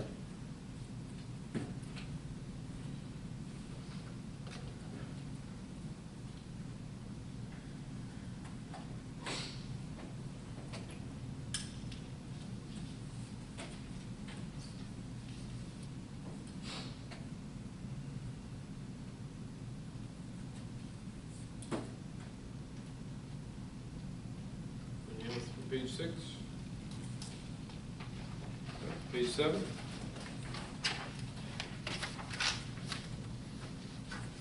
I wasn't sure what to do with the library.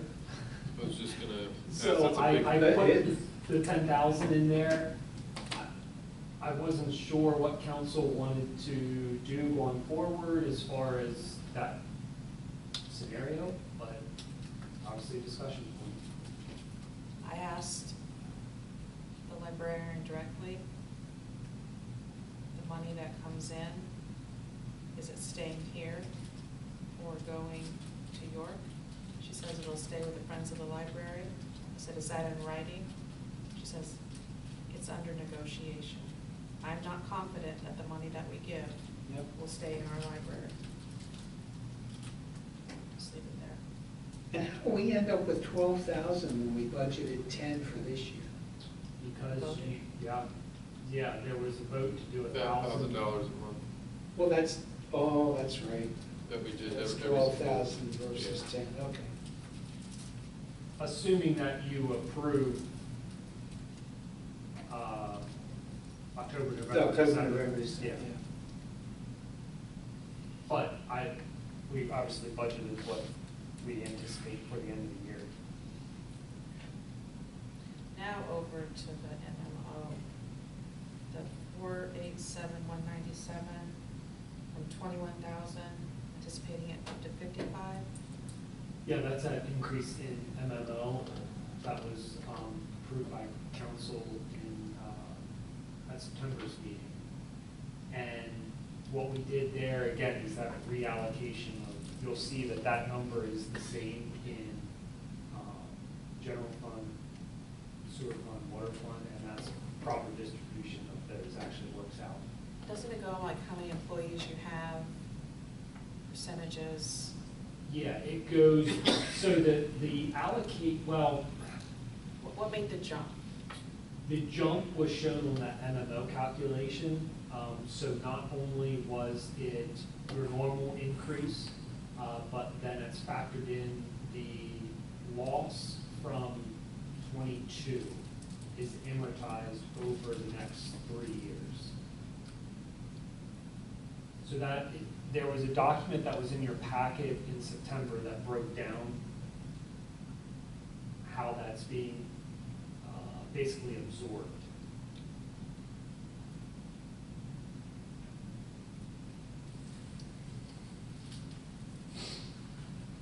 Four 487,196, hospital and major medical insurance. That is for everyone employed by the borough, not broken down, water, sewer. This is just Office. relates to the general fund. Okay.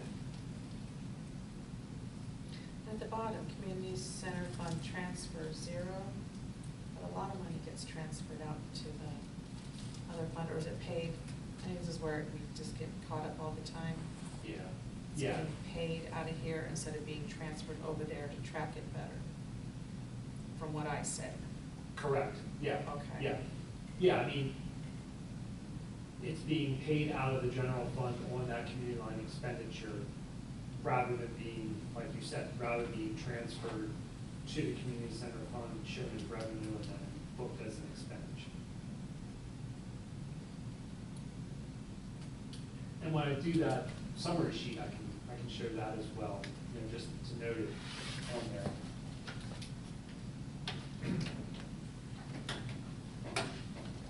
Anything else from seven? All right, moving on. Refuse fund revenues. It is what it is. So, I guess I have a question for clarification. They seem to just announce this stuff. Do they announce it to then coincide with budgets for their boroughs and municipalities? Are you talking about the tipping fee increase? Yeah, Yeah, the tipping fee increase always comes out in September, okay. based so- on when the authority's meeting schedule and their budget aligns Okay, but then that can then coincide with the next year's budget for municipalities? for municipalities, yeah. Okay. So I feel like other ones a couple years ago were announced earlier in the summer, not September, or, It's usually, it all depends on how the calendar year falls, but usually it's mid-September, okay. yeah. You asked for suggestions for the newsletter. When's that going out? Are you still putting it together? I'm still putting it together, but it won't be, it should be at least printing or actually in their hands in 2 weeks. Can we remind people that they can buy additional refuse bags Yeah, in that? I think we threw it in the last edition, but we can add it again. I keep putting it in because people keep complaining they don't know. Now, can that be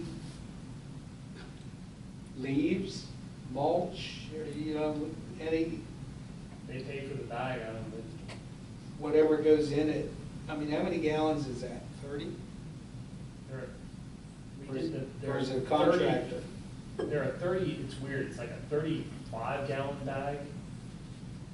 It's a weird size, somewhere around there. Just as a reminder, because, during the fall, when people are doing some cleanup and leaves, I mean, of course, they can break their leaves out into the street, but we still have some people that have some pretty large property that there's no way they can rake them all the way to the, well, they could bag them or put them in a can and dump them, I guess.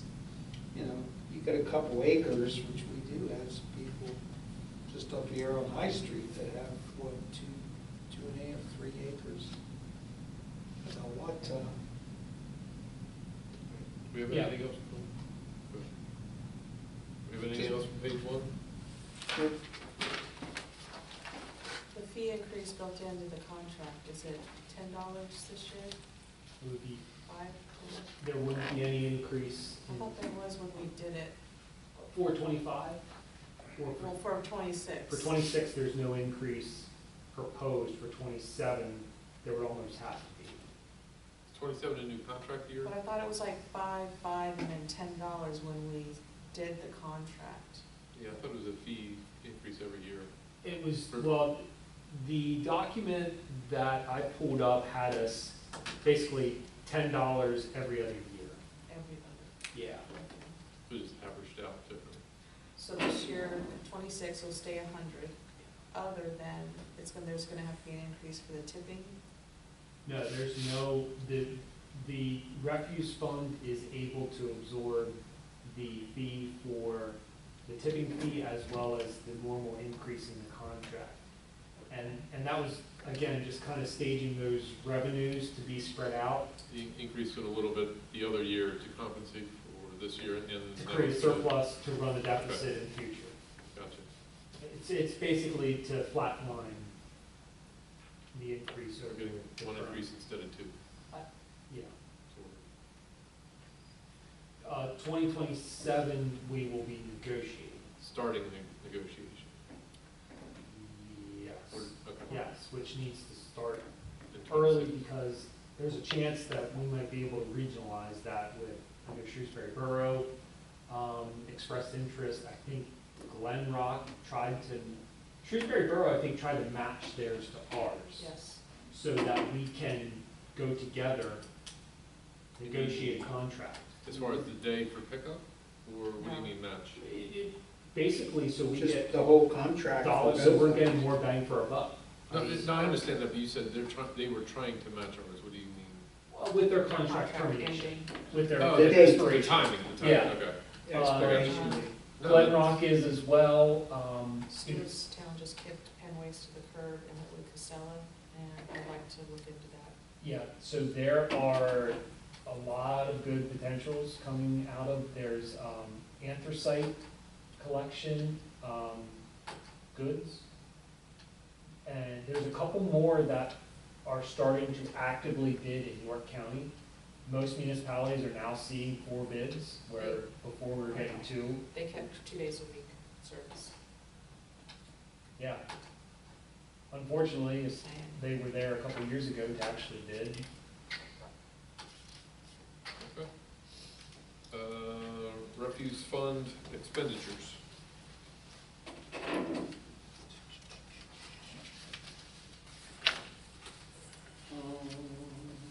Lien fees for refuse. Yeah. What number are you on? Does that come back? Yeah. It does. It's collection and disposal, 427, 314. 314. Where do we show that, those fees coming back? They get rolled into just the refuse collection. Okay. Yeah, or solid waste collection fee. But yes, we do, so I know Victoria was processing, I think she said 14 liens today. She had all the documents there to add the fees on, so. All for refuse? So it's $175 just for a lien, plus the mailing notice, plus interest and everything. So it gets all, once we get that bill, we tack that on to the individual accounts. And that's after we've given them, Oh, yeah. Yeah, and you can't, unfortunately, you can't shut water off for non-payment of refuse bills. right. And you can't shut off refuse for not payment, non-payment, because Yeah, That would not be a just nightmare. creates, right, yeah. All right, nothing else on page 2? Move on to stormwater fund revenues.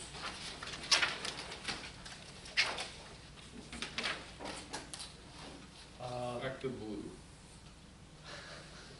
Pretty vanilla here, as it has been the last couple of years. Again, we're collecting those fees associated with any kind of stormwater additional impervious surface through the permit process. and that will go up with, was that Phil Haven? Is that what it's called? New Haven. New Haven. So they actually have a development-wide stormwater plan.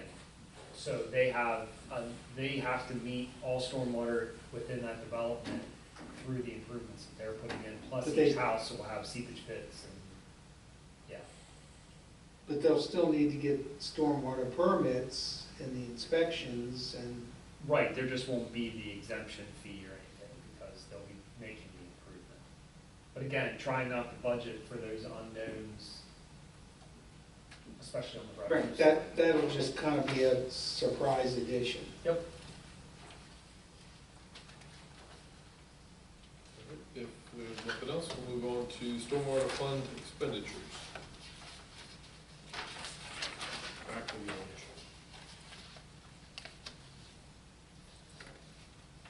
Pretty cut and dry. Any Yeah, questions? as I mentioned earlier, this is just programming some of that money to do some infrastructure work. Obviously, the need is much greater than that, but do what we can. I was gonna say, what are you gonna do with $10,000? Do a couple replacements of tops and maybe a box or two, but that's about it. Okay, question, because you're into all this. Apparently PennDOT, the legislature has looked at PennDOT for having to take care of stormwater on their own roads. Where are they with that?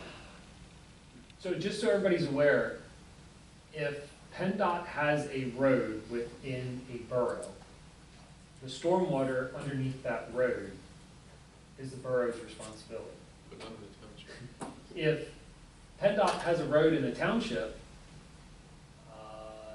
that PennDOT is responsible for the stormwater underneath the road. So boroughs are placed in a unique situation where we have to maintain the stormwater throughout the municipal boundaries, basically. I haven't seen anything come through the House Local Government Committee to that There's extent. supposed to be, because PSAB really is fighting for that. They probably created a resolution in support, so They, it would be well, somebody they to draft the did, and bill. I thought they had somebody that sponsored a bill. Okay, I'll check, because that would have got referred to the local government committee at the House.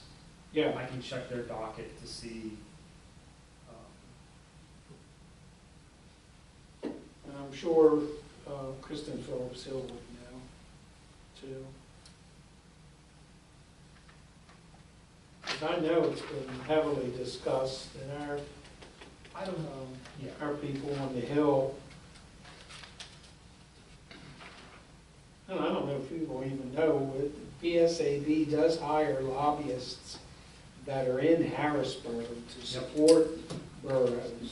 So I think that's one of the major things, one of the major resolutions that we voted on. As a delegate, I voted to support that.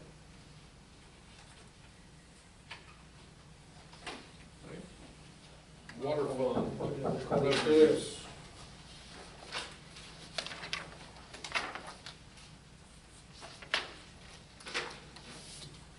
Any questions on that?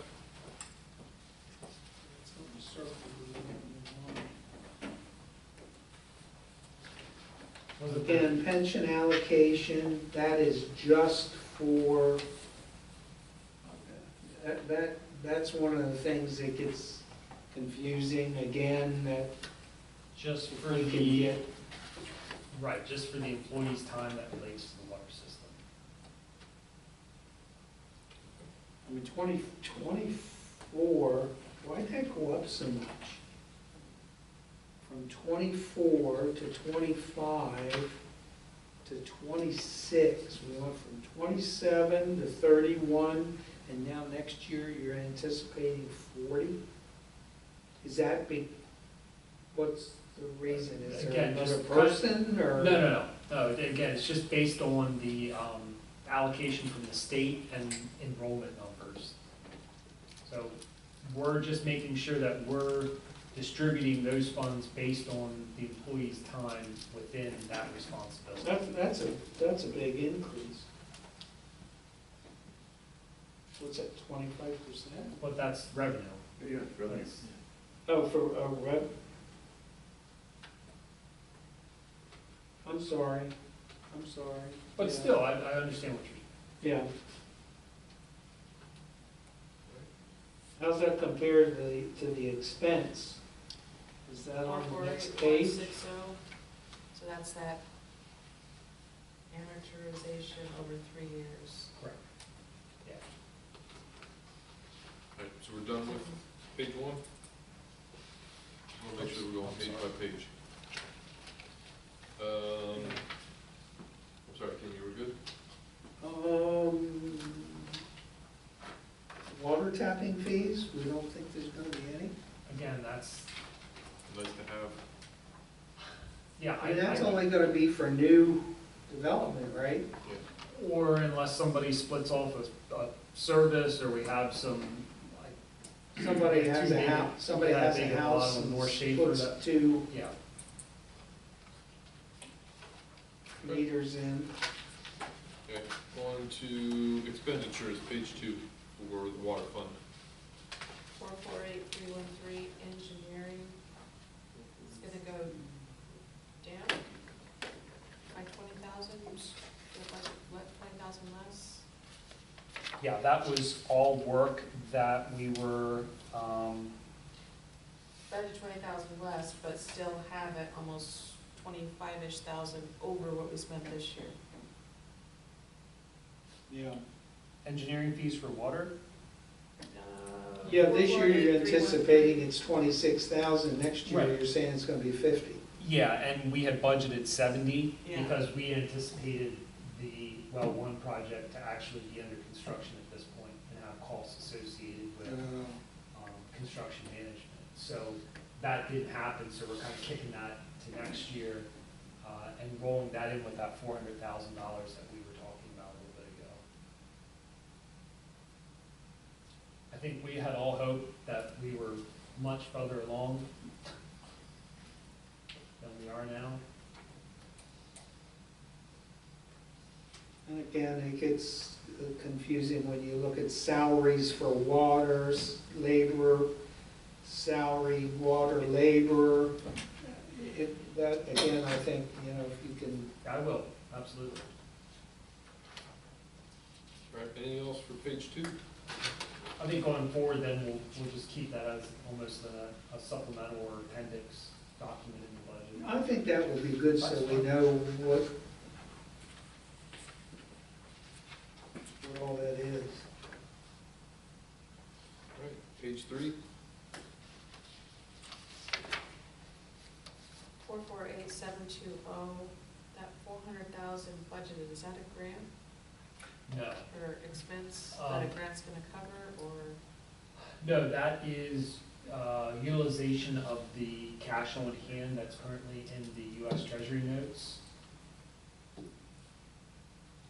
This is 400,000 is a US Treasury. Yeah.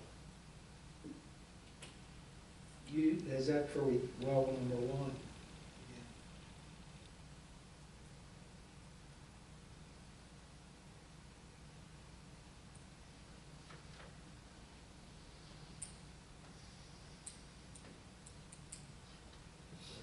If there's nothing else, we'll go on to sewer. Sewer fund revenues.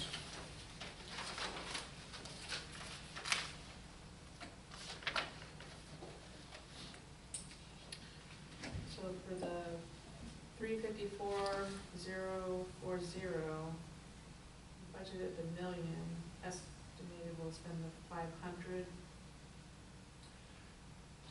Yeah, so, again, Is it Kind of. timing? slow progress there on that. Actually, just before the meeting, I completed the first payment application to DCD, and I think that's $619,000. So, now, that's assuming that in the next 3 months with not a state budget and people working from home now apparently, that we actually get those funds by the end of the year. If not, it'll just show in next year's budget. A lot of these grant requests, even after you submit the paperwork, you're looking at 6 to 8 weeks until they cut you a check or send you an ECH. But with the state budget and that situation, I don't know. Yeah. 364, 110. We budget Shrewsbury's fees going down by 500,000 almost? Yeah, that again, all Or relates to revenue. those capital, yeah, that relates to those capital expenditure because we were looking at, the money has already been paid by them. So when we look to give them a budget for the year and then we give them that proportionate share document, that had in $2 million worth of expenditures. So they've already paid 67, we'll just use 67% of that $2 million to New Freedom. So we're holding that cash, expending it as we get applications for payment. Now that we're hopefully, they paid for that, the next year we'll see where those expenditures come in and then we'll have that cash to pay down. But we've already ran the numbers for them and provided that to them on an estimate. But the majority of that is capital projects. What's the percentage that they are required to pay for capital That's projects? what I was, it's 60, is it 60 something, maybe more? 61, It's all right, but it's in the It's in the 60s, 60%. But isn't there another one that their liability or responsibility is more than that? That The current agreement, the way it stands, they pay 60-ish% for capital projects. But they pay based on flow for operating expenditures. So operating expenditures are based on the flow coming into the plant from the respective municipality. With the exception of we're only billing Shrewsbury Authority because they cover multiple municipalities. And that's all broken down in that proportionate share. I was just thinking there was something that their responsibility was a lot higher. I mean, we were down like 20-some%, and they were. Well, capital projects, I want to say New Freedom's percentage is 34, 35%. That's gotta be it. And railroad's like 3, so I think it's like 62% for Shrewsbury Borough. That's Or for the authority. what, major That's for projects? capital improvements. Capital improvement. Yeah. Okay, I just wanted to keep that straight in my head. But none of that is in here, Yes. correct? Yeah, it's factored in that $1 million from Shrewsbury and 50,000 from railroad.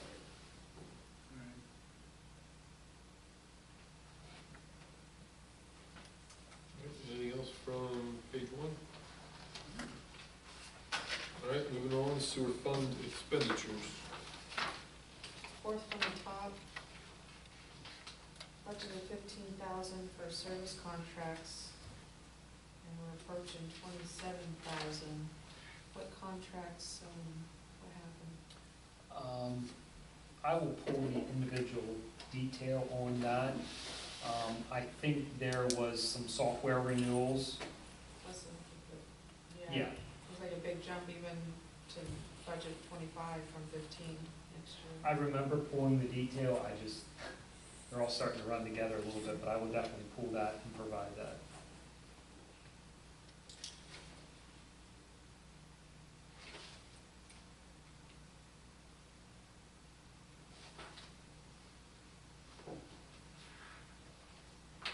You might be missing something, but the total estimated for 2025 for revenues is 34,23,269. And the total expenditures is 38,45,789. But there's a big difference between the revenues and the expenditures. So one of them is 28,40,500, and the other one is 4,153,660.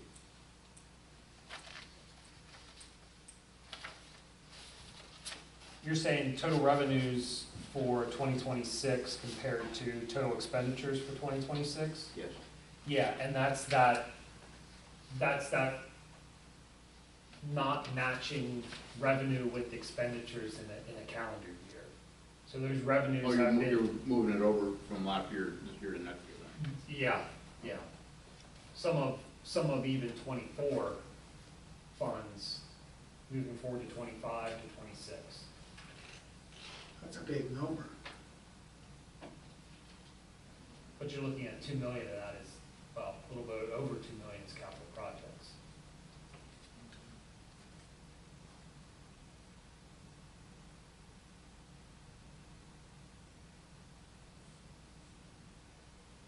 You said over 2 million?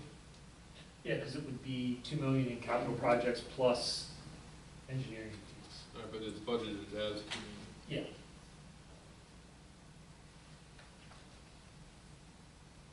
Any engineering fees that relate to capital projects go into that account as well.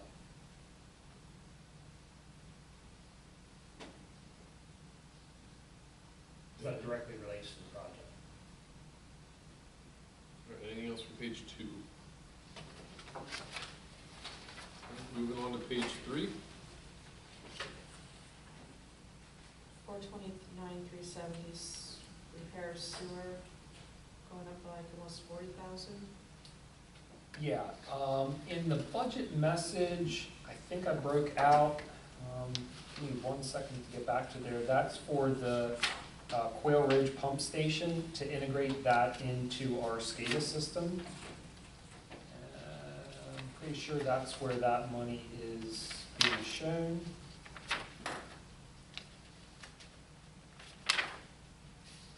Is that down off of Orwood? Yeah. Yeah, so top of page 6, we're looking at $36,000 to incorporate that pump station into the borough SCADA system. And we've been slowly knocking those out in the last couple of years, so. That's the major increase there.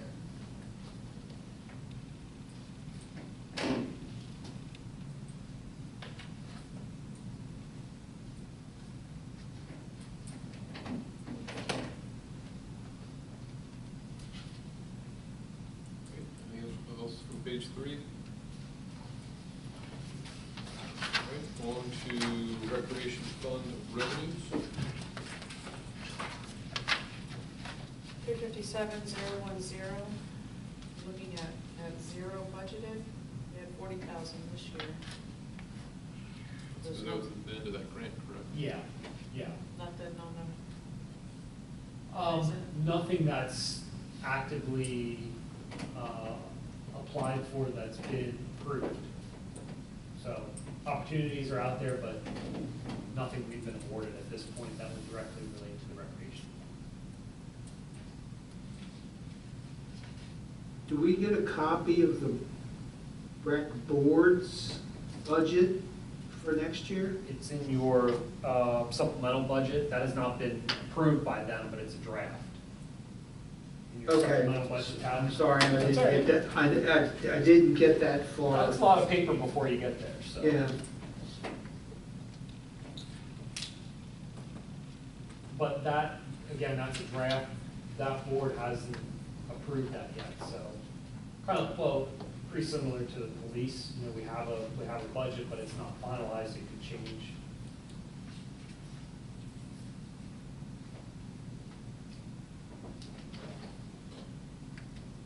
Anything else from recreation revenue? All right, moving on to recreation fund expenditures. second from the bottom. We budgeted 80,000 for this year. 80,000 is for what? That was for Joan Davis, Bunker Hill. To do, The playground replacement. Sorry, this screen went blank on me. I got an ear problem. Yeah, so it's not just me. But it took that long for it to happen, so. and then we're gonna budget 10,000 to, That's just to finish it out, to do the install. Yeah, the initial purchase For was the actual equipment. What remains is just the install and safety servicing. so that 80,000 doesn't include what we got back from the grant. Right. It kind of makes it confusing because it's really not that much. Yeah,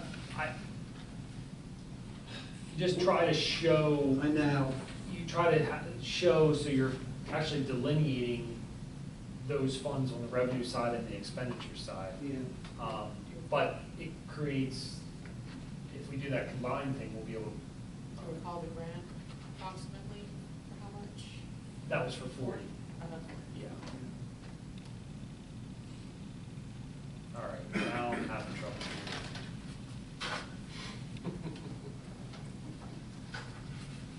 I don't feel so bad anymore. No, I do not want an AI summary.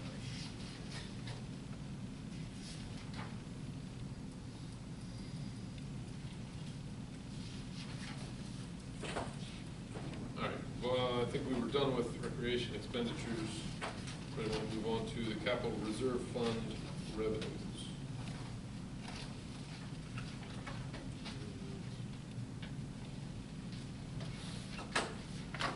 Maybe before we start this, does anybody want to take a break? Since we've I was gonna suggest that. all right, we, want to do it I now? don't care, I guess, yeah, I All would right, let's appreciate it. take a 5-minute recess. Talking about the water fund, I wasn't gonna go there.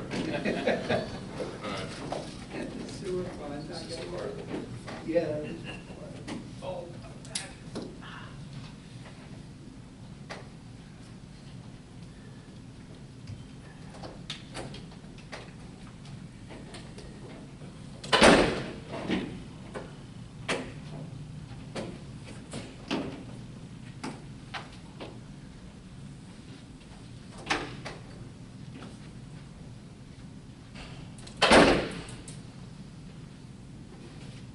Are we part of the, I guess it's, York County Stormwater Consortium? No. But I was on the management committee for the last, I don't know, 8 years. Because when I was at Spring Grove, they were participating municipality. But when that whole thing was done back in 2018-ish, the agreement didn't join. Mostly because they weren't delineated as an urbanized area. Under the new census, the agreement would be an urbanized area. So, yeah.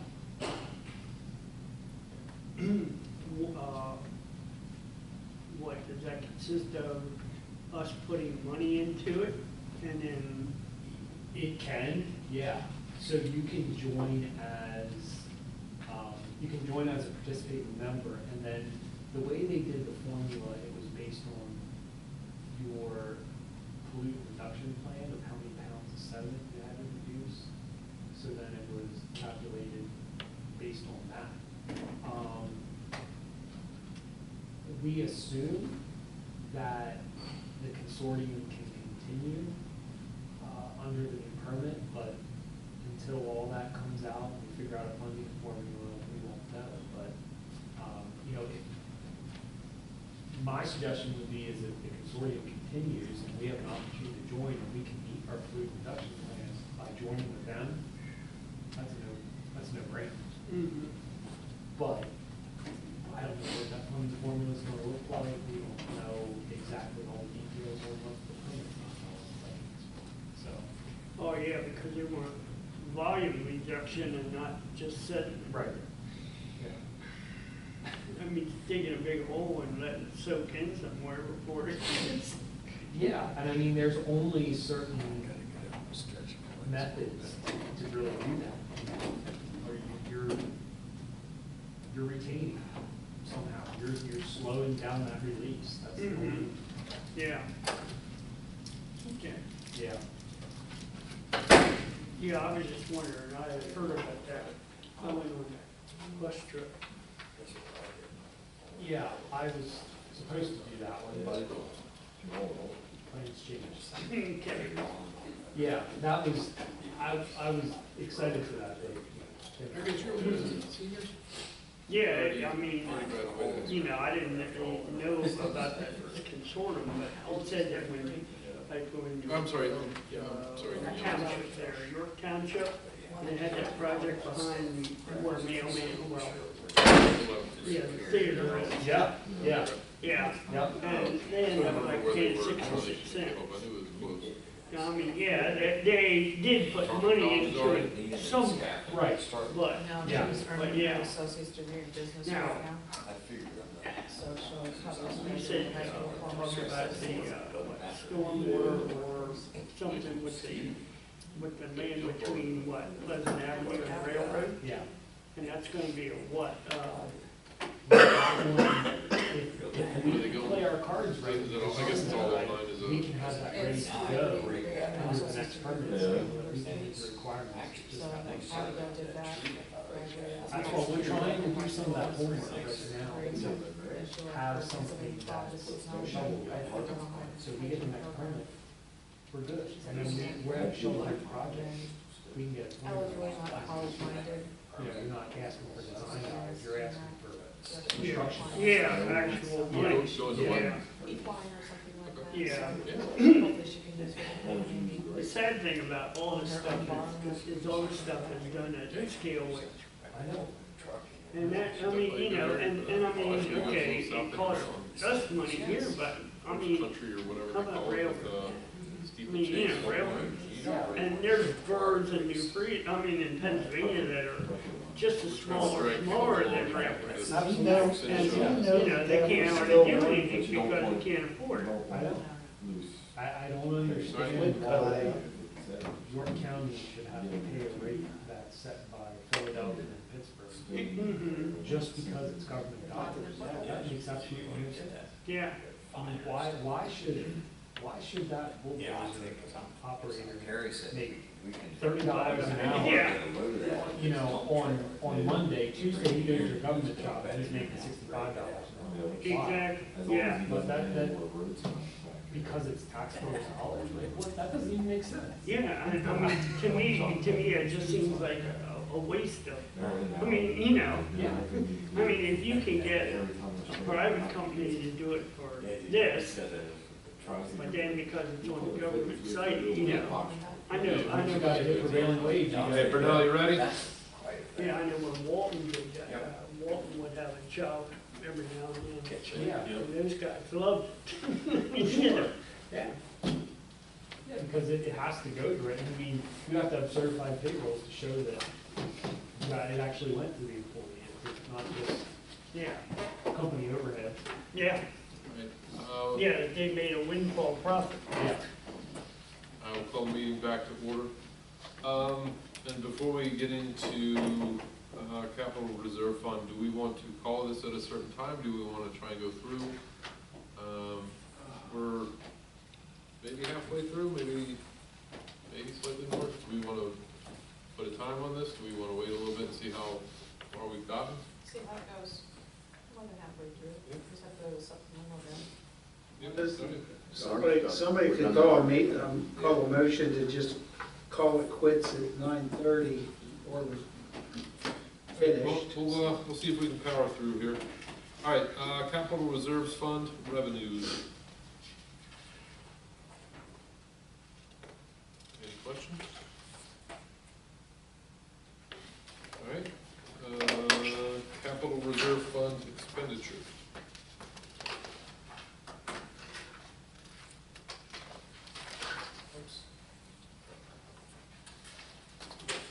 The equipment purchase and vehicle purchase, was that the dump truck that was, Correct. and what about the equipment purchase?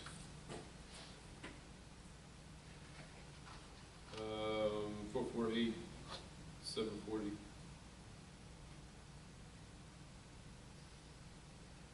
You're talking about this year? Oh, wait a minute, no, I had the wrong one, that was 40,000 estimated from this year, sorry. What was, but while we are on it, what was that? That was the truck. Okay. Sorry, I had my pen in the wrong place. Okay. Any other questions for page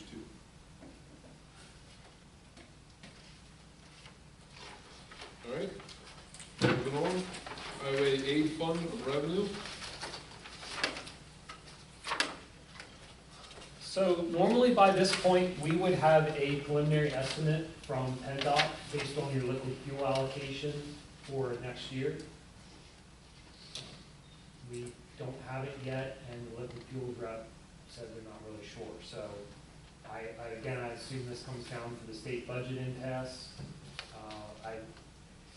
We just kind of dropped the number a little bit compared to what we received in '25. Your biggest issue there is, it's been discussed before, but the additional electric vehicles are impacting the liquid fuels tax because you're consuming less fuel, so therefore there's less tax to be distributed to the Commonwealth and the individual municipalities. Did they come up with anything yet, or are they still? That one I do know, that's at the local government committee, and they kicked it back to the House, I believe. I have to go through and double check that to actually put something in place that would charge an additional fee for electric vehicles. When you get it registered, you have to report your mileage, and they would go by that? Is that There were a couple still- different funding scenarios. It was a flat rate, it was the mileage, yeah. I don't know what's going to happen.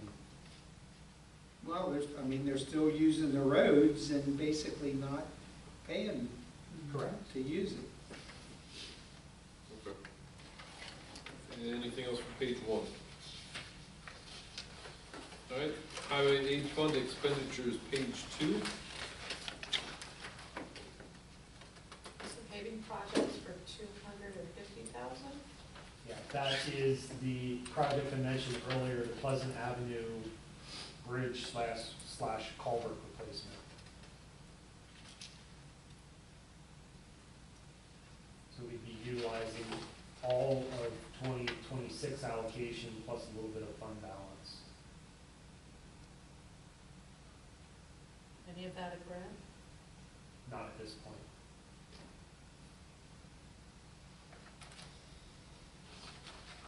All right. Moving on, community center fund revenue.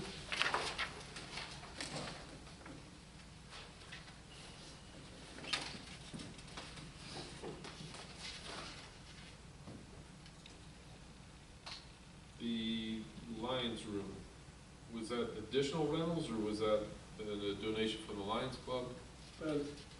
Well, the donation from the Lions Club is shown on the line above. We just No, have. so that's strictly just the rental. We had more rentals than normal for this year. Yeah, we had a couple more utilizations of the Lions Room by,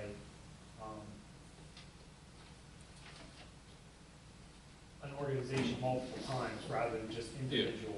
Excellent. Yeah, birthday parties, smaller birthday parties. But then to that, the auditorium rentals drop. So they Even went though from as we 1 to get into the later part of actually from now on, I think every Saturday, there's an event in the auditorium until the end of the year. Okay.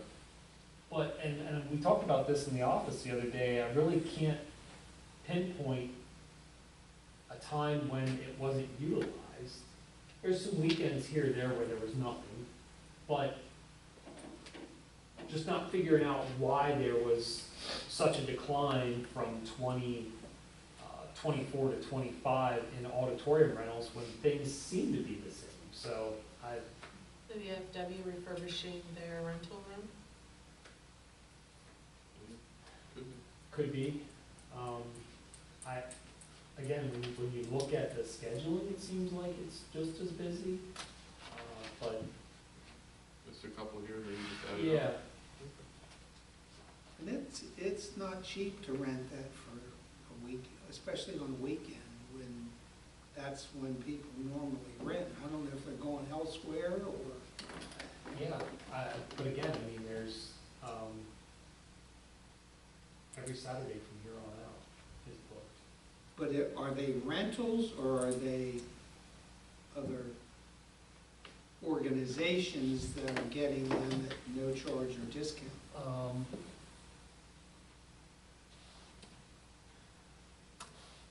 What do we do if it's a nonprofit, is half?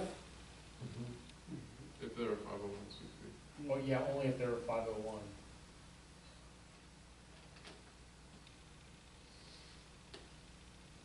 Okay. Sorry, just looking here. Yeah, It is expensive to use that. there's a reception on the 18th, there's bingo on the 25th, there's Christmas bazaar on the 1st, there's a banquet on the 8th. There's a craft show, sporting banquet on the 15th. There's a dance on the 22nd, bingo on the 29th.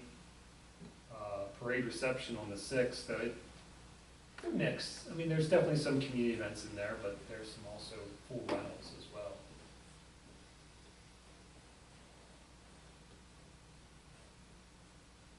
I don't think our stuff at the VFW is making any difference. We just get parties, birthday parties and things like that. Yeah, Is it, do you see it increase? Oh, yeah. We fixed it all up. It's a lot nicer. But there's parties, Well, yeah, I've been up there. I mean, that could be. I mean, that's a big room. but it doesn't compete, it doesn't compete with the community center. It's not the same kind of a space. No, you don't think? No. It's not anywhere near as big. All right, anything else for page 1 of revenues for community center fund? All right, moving on, expenditures. 452.374, repair and maintenance. It goes down to 2,500. yeah, I dropped that and put that into that general fund line item. Because there's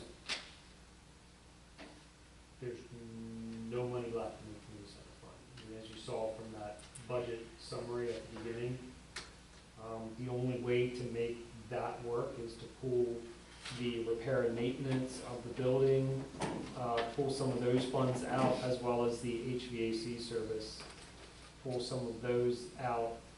Straight out of the general fund. Correct.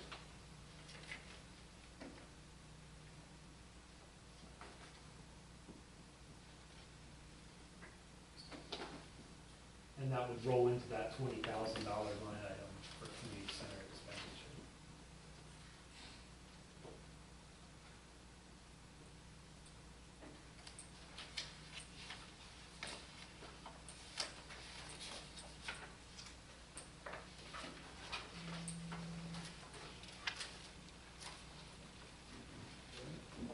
If there's nothing else on page 2, we will go on to budget charts. I don't necessarily have any Yeah, I was things just gonna say on this it is unless more anybody information. has questions on it. I mean, obviously, again, you're trying to match some of those revenues with expenditures in off years and Some of them look pretty wonky.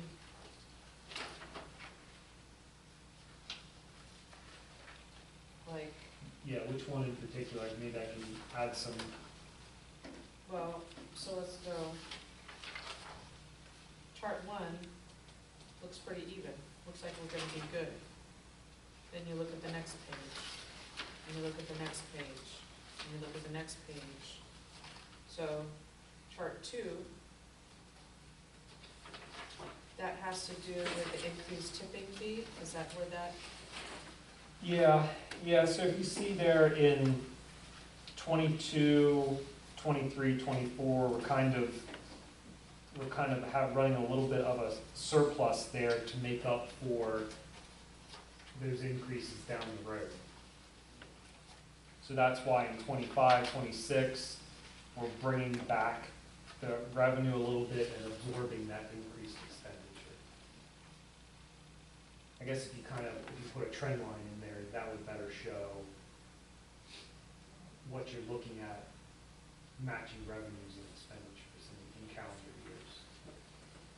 But if you put in how much we currently have excess in there, we're still in good shape. Yeah, this does not show your fund balance. Fund balance. Yeah.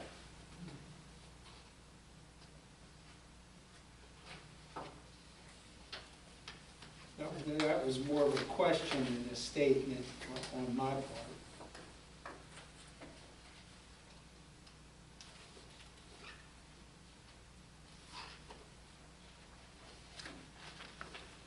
Yeah, chart 3, stormwater fund, basically 2022 was the first year for that, so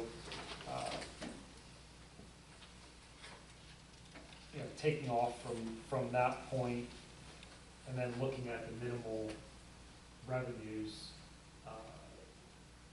over the last couple of years, and there's been very minimal expenditures, is why you have that really sharp increase shown for the 2026 budget. And that is the daily, No, so Pleasant?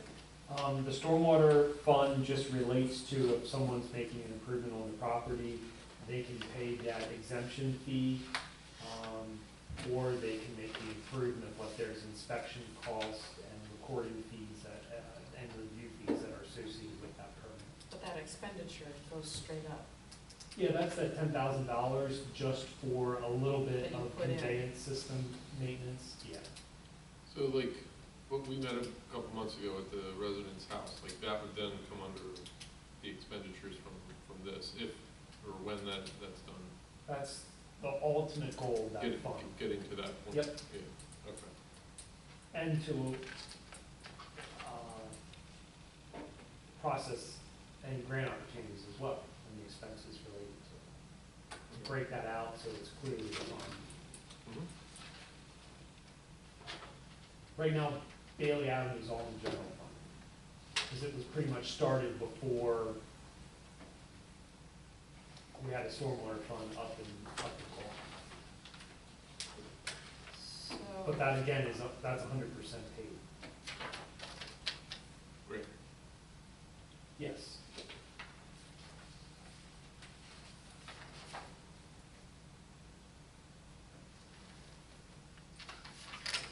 so stormwater repairs, you put in that 10,000, you're anticipating 10,000 in repairs in, no, that's 26.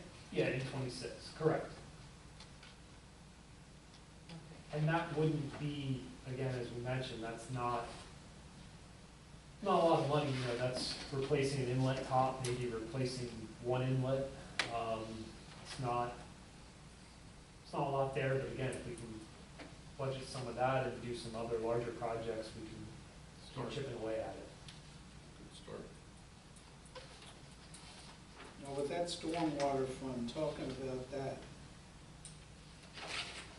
maybe this is something we bring up at the council meeting, but North Constitution Avenue, we had all that rain last week. That was a pond going out North Constitution. At Pleasant? Oh, way before Pleasant. The hill from where the apartments are, down there going around the curve. Oh my God, I thought people were gonna get killed. You know, trying to avoid it because they'd come right up to it. And I mean, it was probably a good 3 inches deep or more. What, is there a stormwater grate there and it just can't handle it? There are, the main issue is the one across from Pleasant Avenue. That's basically getting full of debris every storm coming down off the bank, because the stormwater retention system at the church is not functioning properly, which is why they were told they need to fix that before they can go through with their land development plan to put in the 18 handicap parking spaces. So we had a meeting with PennDOT and with church representatives and their land development team about that connection and satisfying requirements, so that doesn't continue. The other issue is I it's thought just it was too, closer to that stop well, and it's go. just too flat through there, right? Yeah, when, years and years ago, when PennDOT put that in, the inlet top was too high. When they came in like 2000s and repaved all that, they did not reprofile the road correctly, created the ponding issue. All these years, we've been told that PennDOT stormwater is PennDOT's problem. When we find out it's not, it's our problem. That's on the list to lower that inlet top. I know it's a ponding issue there. I know where you're talking about. It's right across from Mrs. Russell's house. Yeah, Yeah. yeah. Man, that was, Yeah, it's on the list to get lowered, to make that drains properly. And of course, nobody does the speed limit, so you're looking at hydroplaning, and there were a couple of vehicles that were not in the right lane. All right, any other questions, clarifications for the charts? Page 4, right in the middle of 25, that orange line just shoots up. What is doing that expenditure? That's just rising to meet the 26 expenditure, and that's the well one improvements. These charts are just pulled from the budget numbers, correct? They're pulled from the, yes, they're pulled from the budget numbers of revenues versus expenditures Yeah. for the corresponding year, and then the proposed for Yeah, it's next just year. putting it in a visual form. Yep. Okay. Go ahead. And the sewer fund is the, You're on, I'm sorry, you're on 5 number 5. is the upgrade. Yeah, phase one aeration project.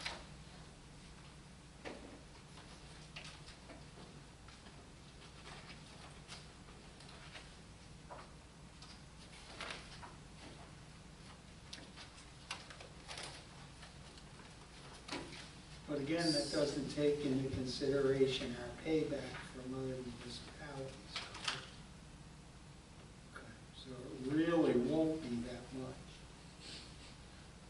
Page 6, 25, 2025. This is the expenditure of having the rec. No, that was the expenditure for the Joan Davis Park. So that was at 80,000. Well, not quite, because that wasn't the entire. Oh, we got 40,000 back. Yep. I don't know, I guess there's no way to really show that, is it, when we're looking at these things? I mean. Well, I try to note it in the budget message or on the individual line items, but then when you separate it out by a chart, it makes it a little. Yeah, it makes it look, like she said, wonky.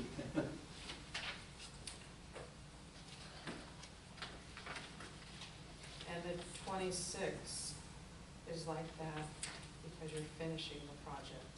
Correct.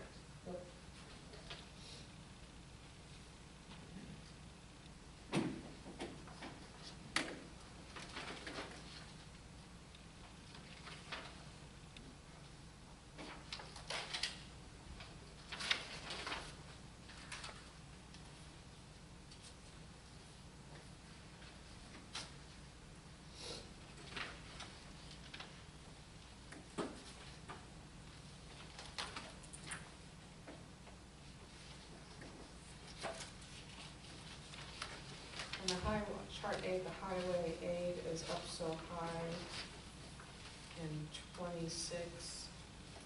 That's the Pleasant Avenue bridge and culvert replacement. Hopefully. Can't we declare that a historic bridge or something? Nice try. It's It's like like three, I think you just added, you just tripled the cost probably. Oh, never mind, but yeah, just like the bridge out yeah, on St. Yeah. probably 5 years. to do Take it 2 also. years or whatever.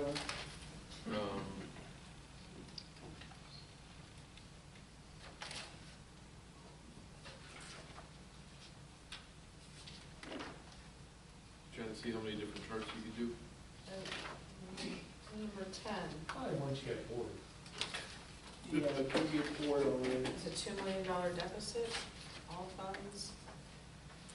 When you look at all funds, yeah, and that's summarized back in the budget summary.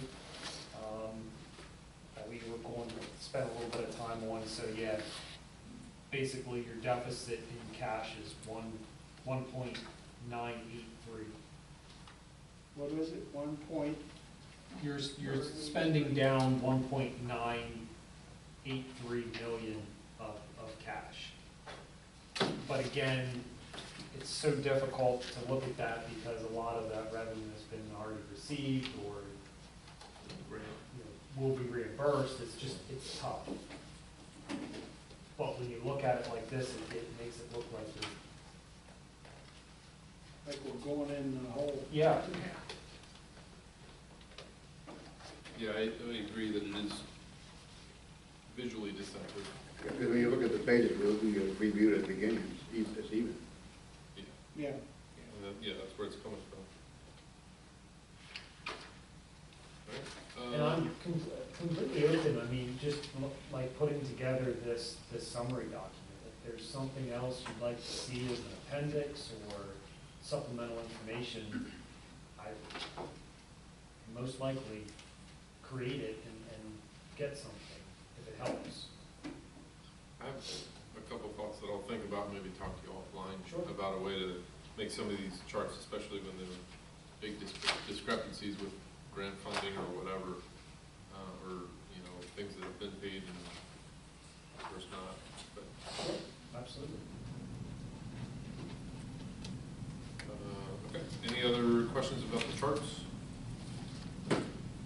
Even like a little addendum on an item that said, you know, lets us know $40,000 reimbursement, you know, from DCED or whoever. Yeah, I mean, you can stack the graphs too. That's actually what I was thinking about, like, Yeah, like make expenditures up to, you know, whatever dollar amount, that color, and then change it to something else, and then, I don't know, like you're saying, like a asterisk to say what it was. okay. Yeah, That's actually exactly what I didn't know how to Stacked. say, yeah, I didn't know, so it's called stacked? I think they're called stacked bar graphs, yeah. Okay. Well, just, you know, if you're using this, the all fund summary, you would stack the different Okay, designated yeah, I didn't know, dollars. I didn't know how to say it. Sometimes yeah, they're, you do that with something else when you, I forget what graph it is that you. the grant Yeah, document, the monthly grant yeah, report is stacked. If we could kind of have, you know, a grant bar in there in the graph somehow that shows.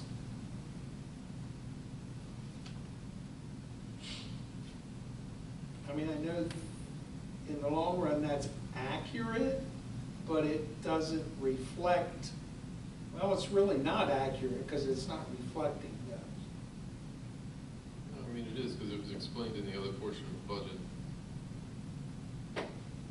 Yeah, but when you get to that, you see that bar graph, you go, wait, a minute, what did I miss? Yeah, that's, yeah, thank you, I didn't know how to To articulate go that. back and make that connection with 53 pages, Yeah. you know. Yeah, no, I agree, so, okay. Okay. Any other ideas on clarity or questions for clarification? All right, on to supplemental budget. This is the Southern Regional Police Department supplemental budget 1, Southern York County Regional Recreation supplemental budget, on page 4, and it's Welcome to Rail Festival budget on page 5.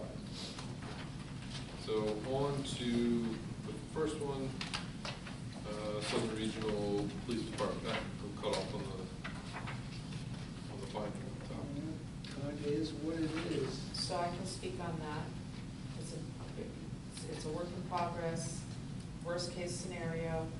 Part of the problem is one of our officers is retiring after 25 years, SRO from Southeastern.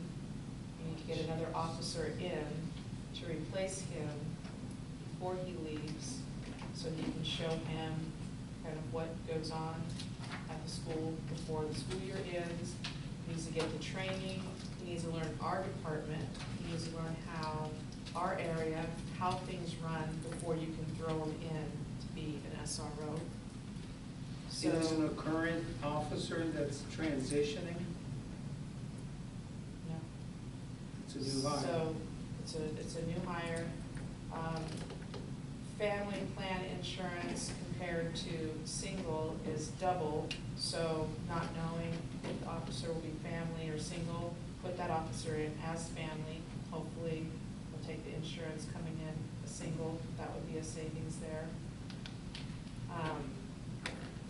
So that's why when we kind of back down the time frame of having them, kind of wanted the person to come in towards the beginning of the year.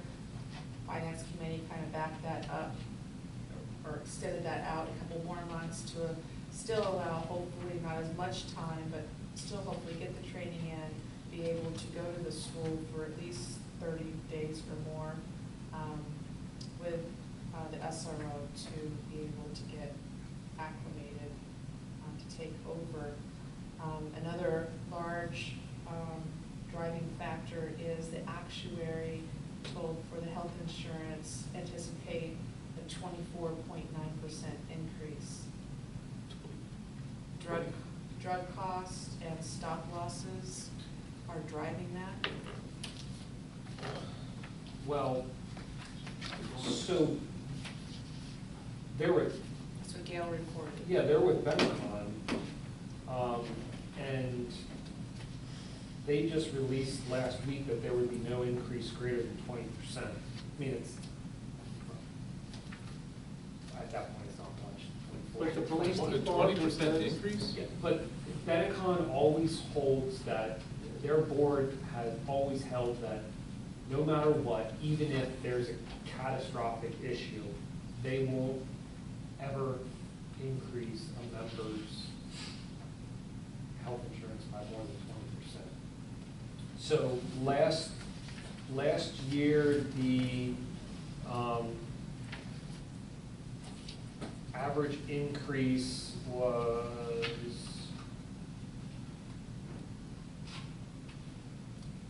I want to say it was 12% in the last year or two.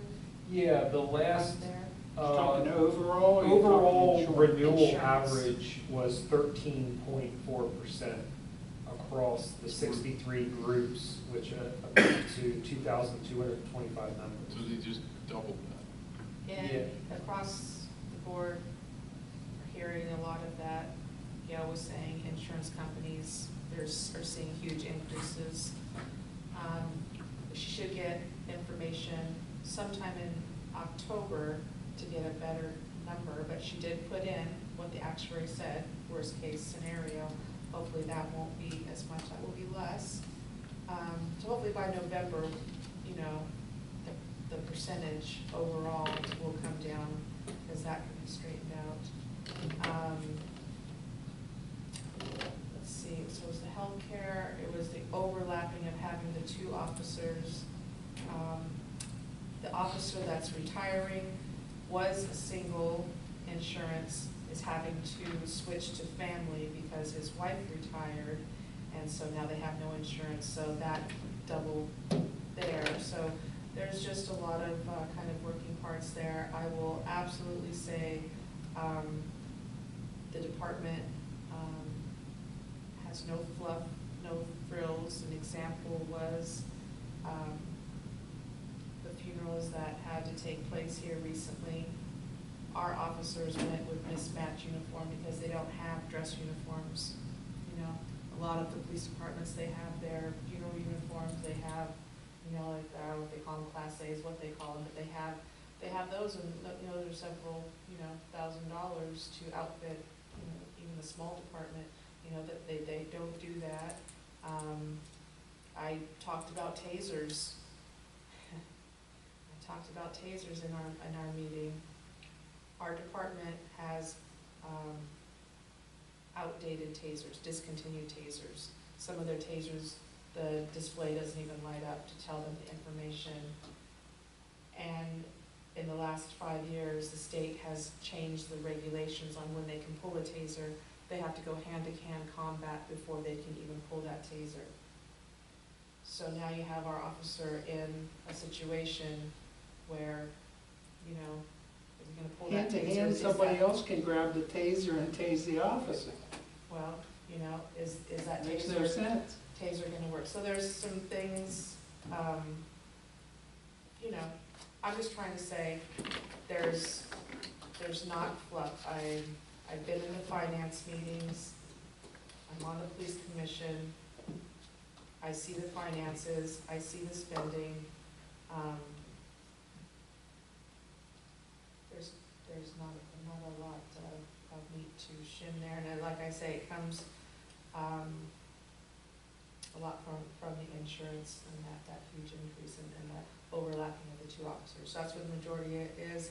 We're gonna meet again, hopefully before, some numbers come in, the finance committee will meet again, and we'll take a look at that and hopefully come back this next month with a better number. I'm definitely looking to see that, to get that into single digit.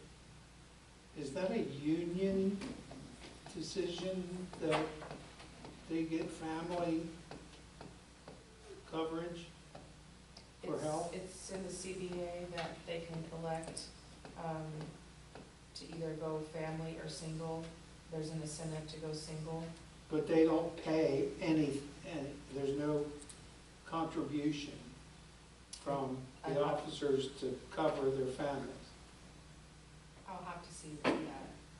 I mean, even the state, you know, if you have go with a family plan, you pay for a certain percentage. I know Shrewsbury Borough pays, none of their people pay for insurance. Does our people pay for insurance, Andrew? No. No. Whether it's family or whether it's single. Correct. If it's, but yet if their spouse has insurance and they don't take ours, we pay them not to take it. Yes. Oh, that's Yeah, the did department. we do that with Tara? Oh, should I mention names? I already did, it's too late. Didn't we, she get a? She's a reimbursement, I see in the A treasurer's reimbursement. report. That was an agreement, but I don't think that was an agreement from a while back. But no, we don't, there's no stipend at this point for someone taking insurance elsewhere. Like you said that. The department, if they choose single over family, there is an incentive to do that, because the cost is double Oh, yeah. for family. At least. It saves the commission money, the borough's money, when they do select single. And that stipend is to make up the difference of that other member going on their respective policy. I mean, it's almost getting to the point where you can't afford to not have them contribute anymore because of the expense, especially for family. Like I said, I know state plans, you know, if you get single and then you have to pay a percentage of, well, even single, you still pay a percentage. You know, Maryland State is like that. I don't know, it's just getting to the point where, The question about the percentage change of negative 53 from non-member contributions. No, it's the same page. I was on page 2. Are the police gonna get called up in this radio thing too? Like the fire companies? Yes. Okay. Are they gonna, I'm assuming with the 911 The change. parts. yeah, when Now, they change? we're still, everybody's still looking at it, schema, but we've got to start planning for that too, because that's gonna be, what, close to $6,000 per unit. Yeah. For a I heard radio. 5, but it could be 6 now. Well, hey, you know how much the tower truck went up from we started? Yep. $300,000. Let's bring this back to Southern Regional Police. Well, it is, their radio, we're talking about their radios. Right, well, that's not happening now, that's not in the budgeted items, at least not yet. I'm sorry, back to page 1, under non-member contributions, negative 53.8.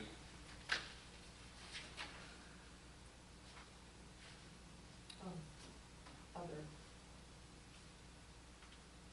125 include local law enforcement grant.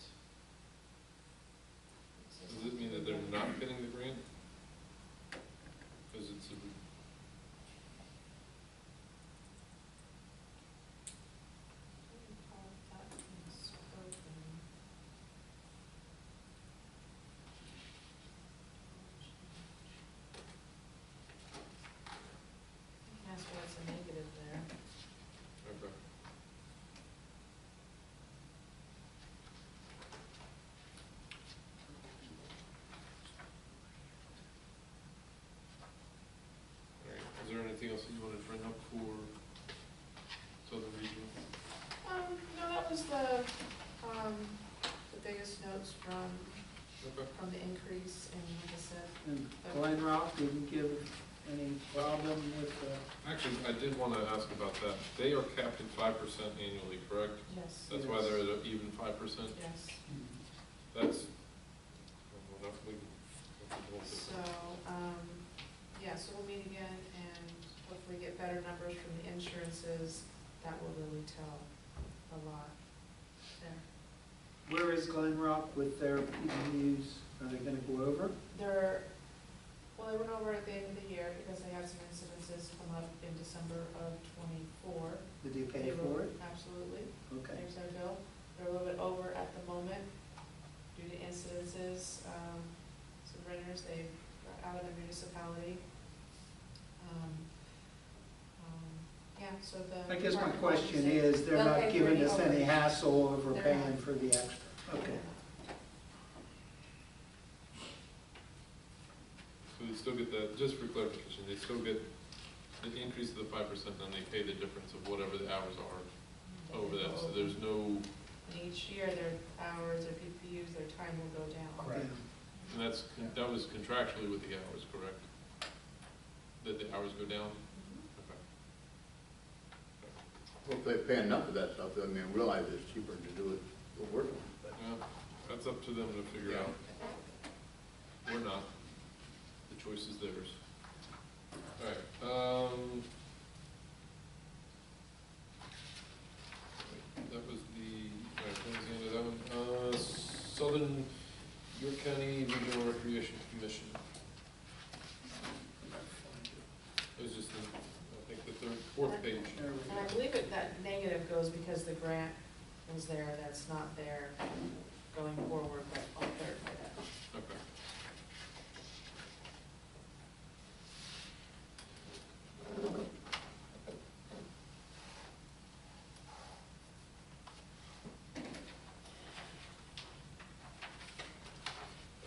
Smoke on the rail? Wait. Sorry. I'm sorry, because I just didn't get this far. I'm Sorry. just kind of, Yep, go ahead.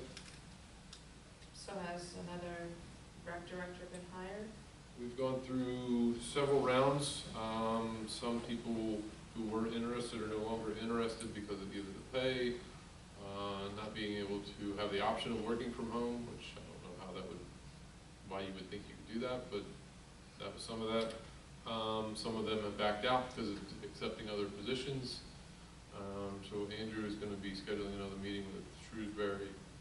We're going to take another run at the list that we had, try to focus more on maybe some more local or people who have expressed interest in relocating. Some people stated that on their cover letter. Excuse me. So, long story short, no. Hopefully we'll have some other interviews scheduled by the end of this week or maybe the beginning of next week.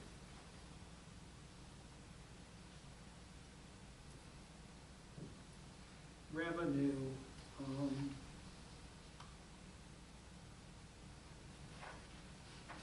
I thought it was 50/50. Why No, is, it's based off of per capita. okay, per capita, that's the $3.50, $3.50 you're talking about? That sounds right. Okay. Correct.